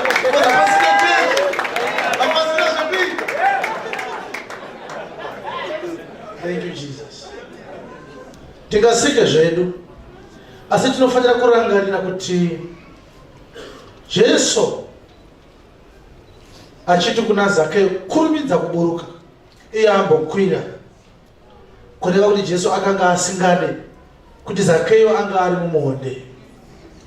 38 dzaIsaya dzinotsanangura kuti kudii pamusoro pemuonde. But imbotangire kuGenesis chapter 3 tinoda kuronda muonde zvishoma nekuti nhau yemuonde yanga isiri nhau yekungoti monde, nhau yemonde yakanga ine nhau dzemonde dzawaifanira kuti monde uparidze, nekuti monde une nhau dzemonde dzinofanira kutsanangurwa. Hallelujah. Genesis chapter 3 verse 7. Ipapo meso avo ivo vaviri akasvinudzwa, Adamu naEve vadya vakaona kuti vakanga vakashama, vakaona kuti havana kusimira, vakazoita sei? vakasonanidza mashizha omuonde, Vakasonanidza mashizha emonde. vakazviitira nguo. Yes. Vakanzwa inzwi raIshe Mwari achifamba mumunda. Mazvita. Ande paIsaiah 38 tinoda kuona kuti maonde akaita sei, monde wakaita sei, monde unoita basa rei. Endai pavhesi ya 4 ndi Isaiah aiprofita. Ipapo shoko raIshe rakasvika kuna Isaiah richiti, Yes. enda undoti kuna Hezekia, zvanzi naIshe Mwari wababa vako Dhavhidhi, Yes. ndanzwa kunyengetera kwako, Yes. ndaona misodzi yako. Yes. Tarira, ndichawedzera pamazuva ako makore 15. Yes. Ndichakurwira iwe neguta rino paruoko rwamambo weAsiria. Yes. Uye ndichadzitira guta rino. Yes. Ichi chiratidzo chaIshe kwauri. Yes. Kuti Ishe uchaita chinhu ichi chaakataura. Tarira, ndichadzosa mumvuri pamitaro wakanga wadzira nezuva pachikati chaAhazi. Ibva ipapo endai pavhesi 21. Zvino Isaiah wakanga ati, ngavatore bundu ramaonde varinamire pamota, ipapo achapora. Hezekiyawo wakanga ati, chiratidzo ndechipi kuti ndichakwira kuimba yaIshe? Saka Hezekiya wakarwara akazosvika paakanziraira nhaka yako nekuti haungararami. Akanga achipuwa chiprofita ichi naIsaiah. Ndokubva Isaiah aprofita kubuda paruvazhe rwamambo, ndobva shoko radzoka anzi akanyengetera kumadziro, ndobva Mwari ati ndichakuwedzera 15 years. Saka akanzi ndichakupa zviratidzo zviviri zvekuti uchaziva kuti unorarama. Chiratidzo chekutanga, zuva richadzoka 10 hours back in the dial of Ahaz. Yainzi dial of Ahaz, palace yaigarwa naHezekiya yakanga isina kuvakwa naye, yakanga yavakwa nababa vake Ahazi. Saka yakanga ine masteps kusaidi rekunovira zuva nekusaidi rekunobuda zuva. Akanga ari 12 kusvika panotangira entrance yedhoo rake. Saka nguva yaIsraeri kana iri 1 hour after 6 AM zuva rainge rakabata step rekutanga kusvikira parinenge rava 12 dzemasikati papene 6 ku6. Kana dzava 12 dzemasikati zuva rinenge richirova pamusoro pemba yaAhazi. Kana yava 1 zuva rinenge rafamba 1 step kumasteps ekusaido. Saka ndo iri kunzi the dial of Ahaz. Nguva dzaIsraeri dzaJudha vaitoshandisa masteps epapalace paAhazi kuziva kuti i2 here dzemasikati, i3 here dzemasikati. Zvikunzira. Saka zuva radzoswa 10 hours kumashure, chiri chiratidzo kuna Hezekiya chekuti Mwari ati anokuraramisa zvechokwadi, anokuraramisa. Akapuwa zvakare chimwe chiratidzo chechipiri, airwara nemota ndo raida kumuuraya. Saka pavhesi ya 21 ne22 pazonzi Isaiah akarayira kuti vatore maonde nemashizha emaonde vatswanye vaise pamota raHezekiya anopora. Saka tikaenda pa21 manje dzaMateo ndo payakazoitika yemonde. Jesu wapinda muJerusarema, wapinda mutemberi, wakudubura matafura evari kuita zvemari mutemberi, ndobva anorara kuBhethani. Mangwana acho kusina akudzoka muJerusarema achibuda muBhethani, akasvika pamonde achinzi wakanga ane nzara. Tarisai kuti chii chakaitika ipapo. Verse 18. Yes. Mangwanani wakati achidzokera kuguta, akanzwa nzara. Akanzwa nzara Jesu. Zvino wakati achiona muonde mumwe panzira, akaenda kwauri akasawana chinhu kwauri. Haana kuona kana mine onde rimwe chete pamuonde, asi mashizha bedzi. Akaona mashizha chete pamuonde. Akati kwauri, ndokutaura nemuonde, ngakurege kuva nezvibereko kwauri nokusingaperi. ngakurege kuva nezvibereko kwauri iwe muonde iwewe, usabereke kutanga nhasi. Muonde ukaoma pakare. Ndokubva muonde watooma. Vadzidzi vakati vachizviona vakashamiswa vakati, muonde waoma pakarepo seiko? Asi ukazvitarisa unoona kuti yakanga isiri nguva yemaonde, asi Jesu aida onde. Muonde unonzi wanga wakasvibira. Koita muonde uine rekodhi yakakura kudai muBhaibheri. Zuro ndizuro ndo wakasaplaya hembe kuna Adhamu mushure kunge atadza. Zuro ndizuro ndo wakaporesa Hezekiya mushure mekunge apotsa afa nemota. Zuro ndizuro wanyima Jesu onde. Uine ansa yekuti hapana nguva yemaonde. Unofanira kutarisawo mwaka. Nawo nguva yangu yesisi. Jesu akati unotooma, hakuna izvezvi uchatooma. Vakomana vakati vachitarisa vakati shemutooma vakatuka waoma. Nyamba muonde unoparidza zvinhu zviviri. Unoparidza replacement doctrine. Nekuti Adhamu atadza akanga atorasikirwa nenguo yemweya yaakanga akapfekedzwa naMwari. Nguo yaAdhamu yemweya ivhangeri yaakanga aparidzirwa, usadye muchero wemuti wokuziva. Musi waakadya akabva abvarura nguo yaakapiwa naMwari, ndopaanonzi akaona akaita sei, akashamba. Nekuti kana wadonha pamberi paMwari haugone kuzvidzosera papozisheni wanga uri, waakutoda redeemer.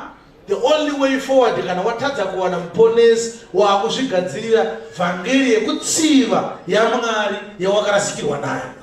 Saka paakatanga kusona mashizha emuonde kuti azvipfukidze, asi unozoona kuti Mwari achiuya akati Adhamu uri kupi? Ndopaanoti ndakawanda nekuti ndakashamba. Asi nguva yese yanga akapfeka mashizha emuonde, Mwari paanouya anoti handakupfeka. Kureva kuti kune vamwewo dai kuri kunzi kune vanhu vaaigarisana navo aitonzi akapfeka Adhamu. Asi Mwari achizouya akazviziva kuti ivhiri ndakapfeka mashizha emuonde, handakupfeka. Iverenge Genesis chapter 3, ichokwadi here kuti Adhamu akaudza Mwari kuti anga akashama, iye anga akapfeka. Vakanzwa inzwi raIshe Mwari achifamba mumunda kutonhorera madekwana. Munhu nomukadzi wake ndokundohwanda pamberi paIshe Mwari pakati pemiti yomunda. Ishe Mwari akadana munhu akati kwaari, uripiko? Iye akati, ndakanzwa inzwi renyu mumunda, ndikatya nokuti ndakanga ndisina kusimira ndikahwanda. Adhamu, kweiko ukapfeka mashizha emuonde wayo? Unogotaura sei kuti hauna kupfeka? Nyama ndo zvichaitika panopedzwa nyika painopetwa. Amen. Kune vanhu vanoti vakapfeka, asi musi wanouya muchawanda. Amen. Ndomusi muchati muchizvitarisa so muchiona kuti takashama vedu we. Vakapfeka uniform yecream yakainzi Salvation Army. Musi waari kuuya muchaona kuti hamuna kupfeka. Amen. Vakapfeka gemenzi rewhite. Musi waari kuuya muchawanda. Mugotomupura mega kuti hatina kupfeka. Nyika ichikuona inoti makaita sei zvedu, asi musi waanouya muchaona chokwadi kuti hatina kupfeka. Nyamba kupfeka kunotsanangura dhokotiri. Kupfeka kunotsanangura dhokotiri. Vanoti tiri vekwaMwazha vakapfeka dhokotiri yaMwazha. Vanoti tiri maSavadha vakapfeka dhokotiri yaEllen White. Mashizha emuonde makapfeka. Muchasangana musi waari kuuya. Muchaenda hwanda muinaro. Bhaibheri handina kuti vakatanga vabvarura mashizha vachibva vanohwanda. Vakanohwanda vakaapfeka. Vakati hatina kupfeka, even takapfeka mashizha emuonde. Nyamba mashizha emuonde panguva yakatukwa muonde naJesu aiparidza vhangeri yemurayiro. Vakanga vachideura ropa remhuka nayo, vachida kuzvikavha zvitadzo zvavo neropa remakwai, asi zvainge zvisingagone nekuti hazvigone kuti zvitadzo zviregerwe neropa remhuka paduwa ropa rewakarurama waMwari. Saka Jesu achisvika pamuonde achitsvaka maonde, iyo isiri nguva yemaonde, ndiJesu akanga achitsvaka kururama muIsraeri, asi rakanga risiri Day of Atonement. Ndanguva yemaonde kumuonde iDay of Atonement. Ndorakaiti nhasi ndiri kuenda paYom Kippur, ndopatinobva takaona kururama. Saka Jesu akatsvaka maonde pamuonde, isiri nguva yemaonde. Aida kuona Israeri yakarurama, asi haana kusvika patemberi riri Day reAtonement. Asi kunyange dai akasvika paDay of Atonement, aiwana still vasina kururama. Ndaropa ravaida kuyananiswa naro rakanga risikaite. Muonde wakasvipira asi hauna maonde, muonde wakasvipira asi hauna maonde, muonde wakasvipira asi hauna maonde, muonde wakasvipira asi hauna maonde. Ichechi yakadekoretwa, ine PA system isikaite, ine mamikrofoni emberi, asi vhangeri hapana, kururama hapana. Jesu akati touomesa. Akachiomesa muonde paMathew 21. Aida kuzotuka murayiro wese paMathew 23.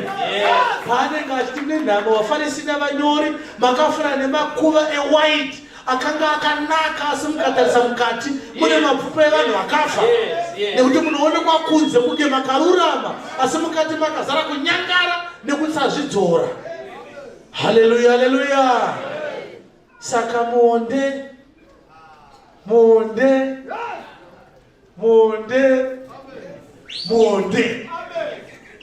unoparidza vhangeri isiri yaMwari, asi inenge ichida kunzi vanhu vati at least tine chatiri kunzwa. Saka Zakeo wanga ari kamunhu kadiki, Zakeo wanga akapfupika zvokuti nguva yese takatarira zvaZakeo makaona kuti takanga tisina kuona kuti anga ari kamunhu kadiki. Takanga tichimonzwa kuti akapfupika, but nawe kasaizi kake oya aisina kutsanangurwa. Anga ari kamunhu kakatsonga Zakeo. Aida kuti anosvika pana Jesu so ndokuona paine varefu. Aida kunosvika pana Jesu so ndokuona varefu vacho vakawanda. Paine hudaki dzavarume dzakasimba, mamonya. Ndopa akati handikwanisi kusvika pana Jesu, ndakunobatsirwa nemuonde. Saka Jesu achisvika pana Zakeo akabva ati kuna Zakeo, kurumidza kuburuka tiende kumba, kurumidza kuburuka tiende kumba. Nokuti kana yana wekuponeswa inoda kuti tiende kupi zvayo kumba. Takuda kuenda kumweya, toenda kuNew Testament. Ndoma dzinomitsanangurwa dzevhangeri, but hadzitsanangurwe makakwira mudhara, mototanga maburuka mumuti. Haleluya, haleluya. Kureva kuti kana wakuda kuponeswa naJesu unofanira kuburuka muchizayonja.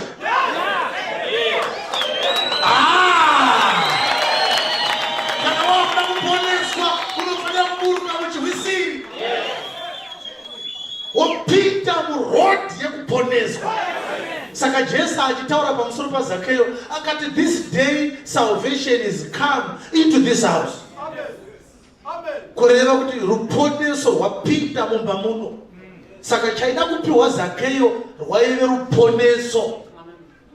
Kureva kuti kukatsvaka kuda kuzoti Jesu ndiani, chauchawana chii? Ruponeso. Ndovhangeri racho. Zakeo ida kuzoti Jesu ndiani, zvikanzira Jesu ndinonzi ruponeso. Havana kuzviziva.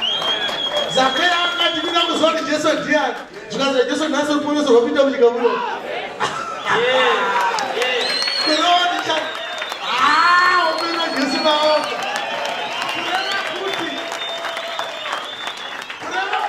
Chaitsvaka kuzivikanwa naZakeo chii? Ruponeso. Hamuna kuzviziva. Hamuna kuzviziva. Zakeo aida kuzoti Jesu ndiani, zvikanzira Jesu no ruponeso rwapinda mumba. Kureva kuti rwaiti ruponeso ndiani? Jesu ndiye chii? Ruponeso ndiani? Asa uruwane usina kukwira muti ngatisimukei ndatopedza. Akatopedza ndatopedza. Idzwa shamwari. Idzwa shamwari. Idzwa shamwari. Alulakiwa. Mwari anotaura vadikani. Amen. Mwari anoita sei? Anotaura. Mwari anotaura. anotaura zvekuti akataura unenge wakutya. Dzimwe nyika dzakaomerwa vadikani.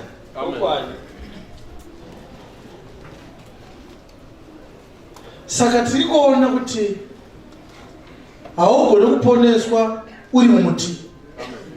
Takaiparidza inotonzi make haste and come down. Vhangeri yacho haisiro yatina. Nhasi toda kuparidza vhangeri yevarefu. Toda kuona kuti varefu vakamomotera Jesu chii chinoitika kumusanangurwa waMwari anozivikanwa nezita naJesu Kristu.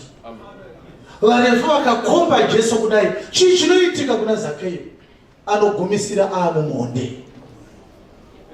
Imi varefu makakomba Jesu ndichida kuponeswa, ndikashaya kuti ndichaona sei Jesu nekumukomba kwamakaita. Kuda kunamata kuna Mwari zvikazi nemuprofita anoiti ngaiuye straight ichibva kuna Mwari ichiuya pauri. Inosvikira patiri isusu waanofanira kutepa maanointing yangu wega kuti udhile naMwari hazviite. Magetsi chaiwo abve ukaribva akapinda mumba mako, parodiwa ma-step down transformer. Saka munhu waMwari ndoita sei kuti nditepe maanointing yenyu? Zvikanzi ndagadzira anointing oil, uya utenge unozora. Imi munhu waMwari makadonhedzerwa here kabhodhoro kemafuta naMwari kuti iweyo pamuri anointing yakauya ikabhodhoro here. Zvikanzi ayewa inini ndine wireless yangu yandinayo, ndine wifi yangu, ndine shade yangu. Anointing inongodonha kuna Mwari pasina mafuta. Mafuta anotozoda kuti abve kana akubva pandiri yako yakwauri yakuda kagubhu kemafuta. Kureva kuti ini ndichitsvaka kuona Jesu ndatadziswa nemuprofita akareba. Mukazoona ndine kagubhu kanointing oil mumuonde manakwira, ndandisingade kukwira mumuonde ai pasina varefu. Varefu makanditadzira, varefu mune utsinye. Zakeo anga asina urongwa hwekukwira mumuonde, akakwinzwa nevarefu. Vakareba ndo vakasaka atsvage zano rekukwira mumuonde. Takanga tisingazvizive isu kuti munhu anofamba ine dhora nemuteuro muchikwama, kunyange akapiswa kuti atenge kokokora haakwanise. Rakadzari bude ndo rinodedza imwe mari.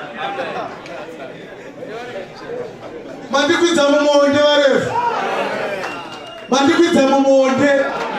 Ende ndichikwira mumuonde kudaro handisi kutsvaga maonde, ndiri kutsvaga kuona Jesu. But kuti ndimuone ndakamira pakamira vamwe handikwanise. Ndiri munhu mupfupi, ndiri munhu mudiki. Saka Peter achinyora nhau yevapfupi vadiki vanozopedzera vakwira mumuti akaitsanangura pa2 Peter chapter 2 verengai verse 1 kusvikira pa4 mujamba moenda pa14.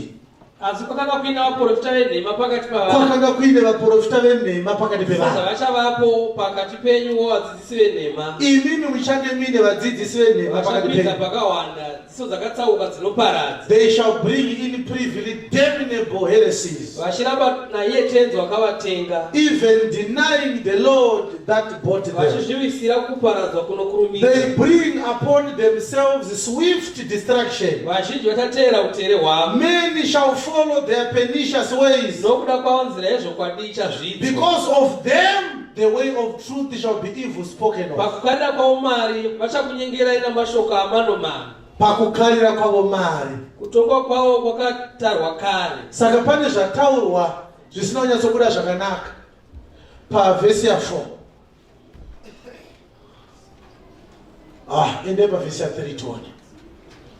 And through covetousness they shall with feigned words make merchandise of you.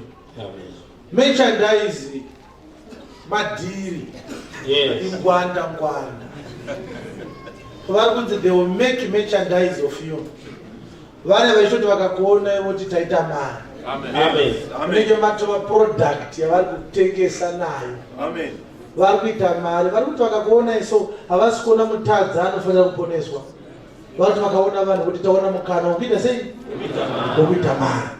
Saka reshona rada kuburitsa nawo kuti with the feigned words they shall make merchandise of you. Vari kuita bhindauko. Or in verse 14.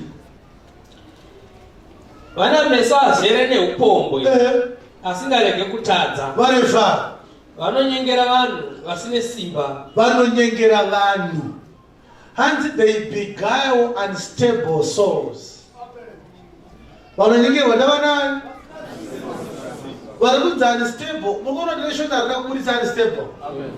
Kuti unstable souls kuti mweya inogabha-gabha. Yes. Mweya inobvunda-bvunda. Mweya inogwenda-gwenda. Mweya inongwenda-ngwenda. Mweya inopfumvurika.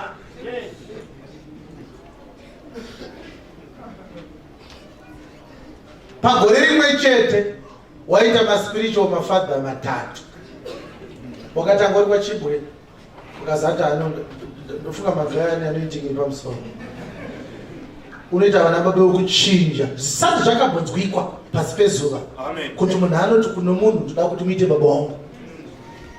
Asi zvakambonzwikwa izvozvo.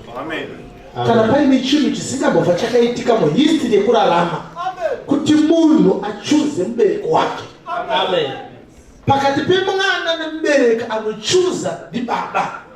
Ukationa wazvarwa hauchatsvaga kuti mungaita baba wangu here. Utodzwa namai vako uyu murume murefu uyu murume mupfupi ndiye akandipa pamuviri pakazoponwa iwewe. Unotoda amai kukuratidza baba vako. Vana vemazuva ano vari kusiya baba vachinoona mumwe wavanofarira. Vana baba vachiona ndevekutojusa futi. Havasi baba vekukujusira iwewe. Baba chaivo vanoriritira mwana. Asi vana baba vatinavo ndo vari kutoriritirwa nevana. Mukuona baba vachinzi vatenga private jet imari yevana. Kana usingachaunza mataitsi ako saka hausisiri kusubmita pasi parenting yako, hausisiri spiritual son wako. Unoita baba wokujuswa iwewe. Asi zvanzi vanonyengera chii? Mweya isina chainoziva. Kureva kuti varefu ava vaita kuti vana vaita kuti mweya iri kunzi unstable souls ipedzisire yavo monde.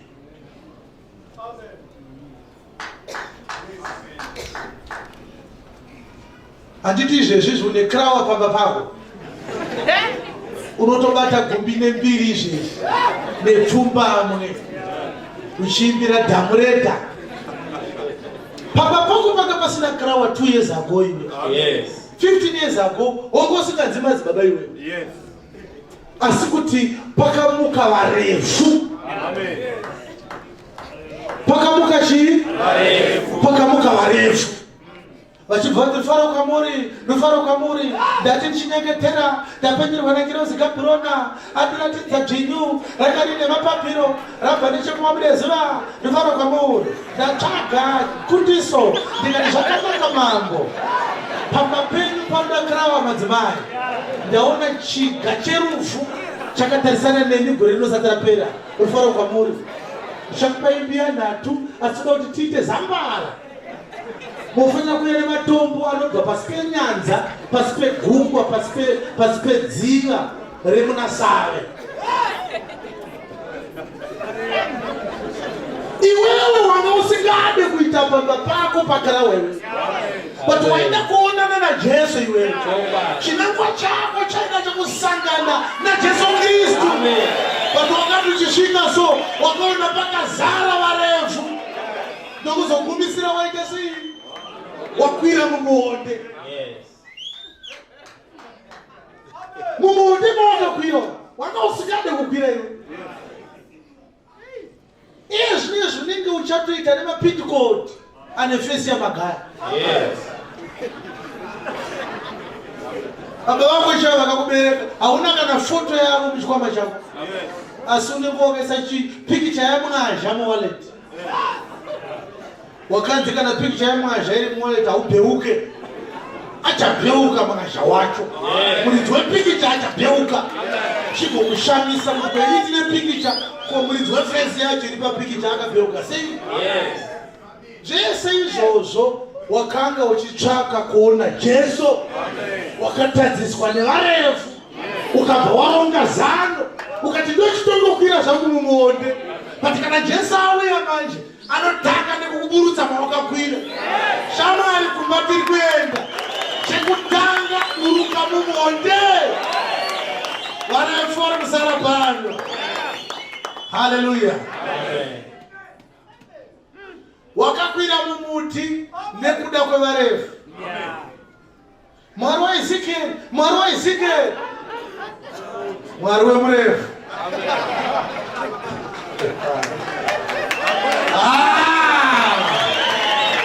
Ita Mwari wemurefu. Kana wakuonana naJesu vacho setakata kuburutsa pana Mwari waEzekiel, wondo wakatokwira iwe. Amen. Tiende kumba unoponeswa. Nasi salvation yauya kwauri. Inoda kuti uburuke mumuonde. Wakatadziswa kuona Jesu navarefu. Anditi wanga vachiti ndinopinda kumusha kwatinobva. Varefu ivavo vakakupinza chechi iyoyo. Chechi haipindirwa ndeye kumusha kwatinobva. Chechi inopindirwa ndeye kumusha kwatiri kuenda. Kwete kwatinobva. Hapana chisvinhu chakabva kuwedza. Hapana chisvinhu chakabva kuPenhalonga. Hapana chisvinhu chakabva kuChipinge. Hapana chisvinhu chakabva kwaMurewa. Hapana chisvinhu chakabva kuCholocho. Hapana chisvinhu chakabva kuZvishavane. Chisvinhu chakabva kudenga. Ndochatakaunganira pano. Pamusoro ivarefu. Takumbokutorerewo manga muchitevera. Toenda naye kumba. Ipokorokotedza ari pasaiti newe kuti makorokoto kana wakapfupika.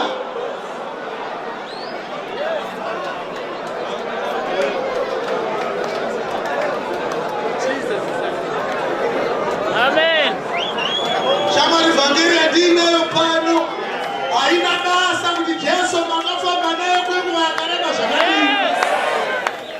Takapiwa assignment yakanaka shamwari. Iri kutorera vanhu Jesu wavanga vainaye kwamakore akawanda. Vachitane 20 years tichiparidza. Makafamba naye musingataure naye. Muchatanga kunzwa achitaura.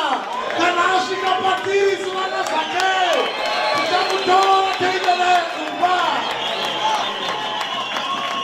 Vanaguti vakaita mbiri yekumutevera. Problem yavo vanga vasingataure naye. Amen. Give your neighbor a high five. Varefu, varefu, varefu, varefu. Makaita basa, makangotera achifamba. Hamuna kuziva kwaenda. Pamuonde panapa ndopanga achiuya. Tasvika pamuonde takutenga kuenda kuNew Testament. Ndokwatinonoparadzirwa yekuponeswa. Varefu vakafamba naye vasingatauri naye. Tinoparidza 60 years. Varefu vachikumutevera. Vachidzvanyirira Jesu kuti arege kusangana nemusanangurwa wake. Muzuva anosvika pamusanangurwa muchabata shuwa. Anokudhampai madhoka achikuma. Kwakutoona vachienda so Jesu achienda naZakeo wake kumba. Nyamba chikomba chiri kuenda kudenga nemwenga wacho pazuva remutambo wekuwana wagwayana.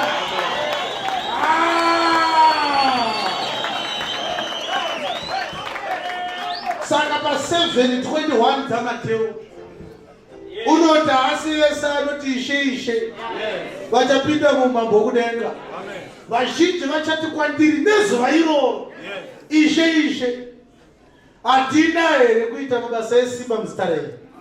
Hatina here kuprofita muzita renyu? Hatina here kudzinga madhimoni muzita renyu? Obva ati ndichavaudza pachena, ibvai kwandiri vaiti vezvisakarurama. Handina kana kutongokuzivai. ndozvaachaita musi waari kuuya. Achauya vanhu vakawanda vachiti tinomutevera, tinomutovera, vamwe vachitoti tauya takamutakura. Anongosvika otora Zakeyo wake, obva vapinda mutambo wokuvanogwayana, obva vavhara dhoo. Saka nditsanangurwa pa25 dzaMateo inonzi akasvika 5 vaine mwenje inopfuta, ndobva apinda mutambo, ndobva dhoo ravharwa. Vamwe 5 vakati mafuta edu apera, saka regai tinotenga. Zvikanzi temunotenga, kune mamaketi anotengesa mafuta. Vachidzoka vakanzi handikuzivei. Kwamatora mafuta ukakusiri mafuta atengwa anopuwa pachena. Kune vakafamba naye vakateerana naye vachiita zvechechi, vachiita zvezvinamato, asi kutaura naye hapana. Muchamunzwa ari anotanga kutaura nguva yese kunzi Jeriko, Jeriko, avika munhu wani. Vanoponeswa vakawanda here ava. Vakavaka mamotera aJesu varefu ndo vavakatowanda vachimutadzisa kuita zvaanga achida. Asi achizoponesa akatongoti hano ndiri kutongoda Zakeyo chete. Varume ndiri kuda Zakeyo chete. Haleluya, haleluya. Handisi kuziva kuti munomu muna Zakeyo here munomu. But ndati ndikutaurirei vadikani. Vhangeri kana ichifamba iri kutsvaka musanangurwa mumwe chete. Akanyorwa mubhuku reupenyu anoti kumandei. Uchinzwa Zakeyo achitaura naJesu haana kutaura zvakawanda, akatanga kupupura zvinotaurwa naaponeswa. Zvikanzi ndodzosera vanhu mari dzavo dzandakaba, mari dzandakatora ndinogona kupa kuvarombo. Ndo zvinoitwa naane zenga aponeswa. Ukasangana naJesu so wanga usingaitike, unotanga kuitika. Ukasangana naJesu wanga usinganzwe, unotanga kunzwa. Ukasangana naJesu wanga usinganzwarwo, unotanga kunzwarwo. Zakeyo aitonera vanhu mari, asi pakauya ruponeso akatanga kutaura zvekudzosera vanhu mari. Akati murume anga aine gridhi isingaite apindwa nei. Zvikanzi nhasi ruponeso rwapinda mubamuno. Tichaona nekuchinja karekta yako.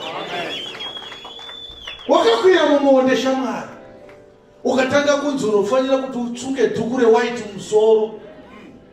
Kuti tikubvunza zviri pavhesi ana hapana vhesi. Muonde wakazongoonawo nekuda kwavarefu. Asi nhasi zuva rako rekuti uburuke mumuonde. Jesus is inviting you to make haste and come down.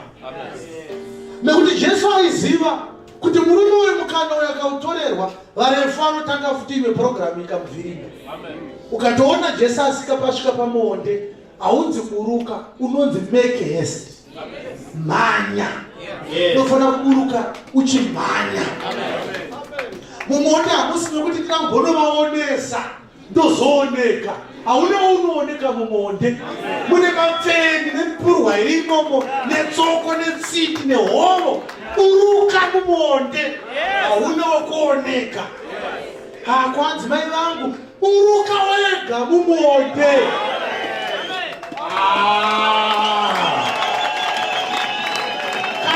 Kuponeswa hainzi ndichazoita mangwana, inonzi kurumidza uburuke.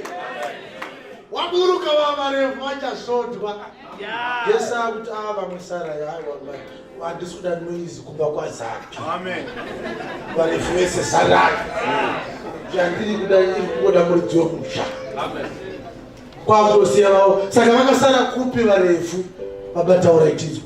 Varefu vakasara kupi? Vakasara kupi? Aiwa musoro zvakuru. Maenderero varefu vakasara kupi? Vakasara vachiita zveOld Testament. Aiwa kani. Varefu vakasara kupi? Pamuonde. Varefu vakasara pamuonde ka. Kwanditi muonde ifalse gospel. Dora waka varefu vanomhanya navo. Vakandipfekedza rozari. Muchiti ndo kuti ndigone kutaura naamai Maria. Vhangeri haina kungoti tinorerwa naamai Maria. Vhangeri yakati kunongori naMwari mumwe chete, nemurereri mumwe chete pakati pavanhu naMwari. Ndiani munhu iye 25 dzatinotokutanga? Munhu iye ndiani? Ndamai Maria here. nokuti kunongovana mwari mumwe chete kunongovana mwari mumwe chete nomureveri mumwe chetewo nemureveri mumwe chetewo pakati pamwari navanhu pakati pamwari navanhu ndiye munhu Kristu Jesu. Ko vari kuti mai Maria mai vaMwari yakakomborerwa mimba yenyu handitiye mimba yakatoporambidzwa here shoko rinoti akakomborerwa akaregerwa zvitatu ima akuti akakomborerwa ndamai Maria vane nhumbu mumondera mama kaakwira kana maakuponeswa munoramba muri mumondere munokurira rozari kaini kuita march towards Jesus. Salvation is come, my brethren. You must make haste and come down. Varefu vakasara pamonde. Hallelujah. Varefu vakasara papi.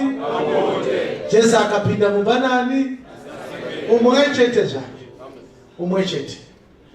Akafamba achimomoterwa nevakawanda asi akaponesa mumwe chete.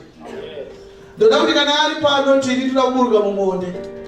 Izvezvi tichaparidza imwe vhangeri manje manje asi shoko ratika make haste saka tisina kumirira imwe vhangeri tinoda kuti vamwe vatombouya izvezvi vanonzwa kuti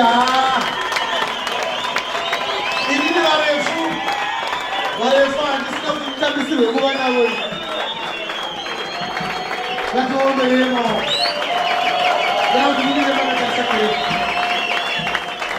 ari kwere mumwe kana uripo uya shamani unogara uri mumwe chete kudaiso bati ndiwo rutumiwa varefu vanosara pamonde ngatiteereza rokufara Jesu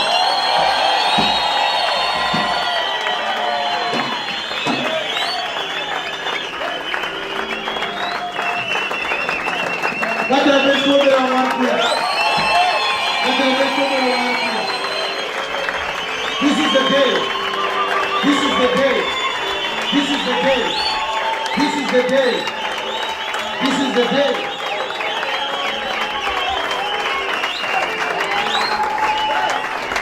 Vamamuna mira kubereka vametsokei. Bereka bereka. Ndikudzori pana vamwe vasati vauya. Pana vamwe pfuma vasati vauya. Uya shamani, uya shamani. Usasara uri mumonde. Usasara uri mumonde shamani. Usasara uri mumonde. Pane vamwe vaviri vasati vauya. Pane vamwe vaviri vasati vauya uya. Satindira Satani kukurambidza kumurwa mumonde. Wana uyakatirongerera maoko. Don't allow the devil. Don't allow the devil to tell you that there is going to be another day. This is the day that the Lord has made. Hallelujah. We are upon us. We are upon us. We are upon us. We are upon us. Pata bale uyai. Ubatsire hama izi kuti vagamuchirwe naShe vaponeswe. Yeye pasei panapa. Regai ndisiye nguva ino pumbato yechigaro. Tipfuure mberi nepurogiramu yedu.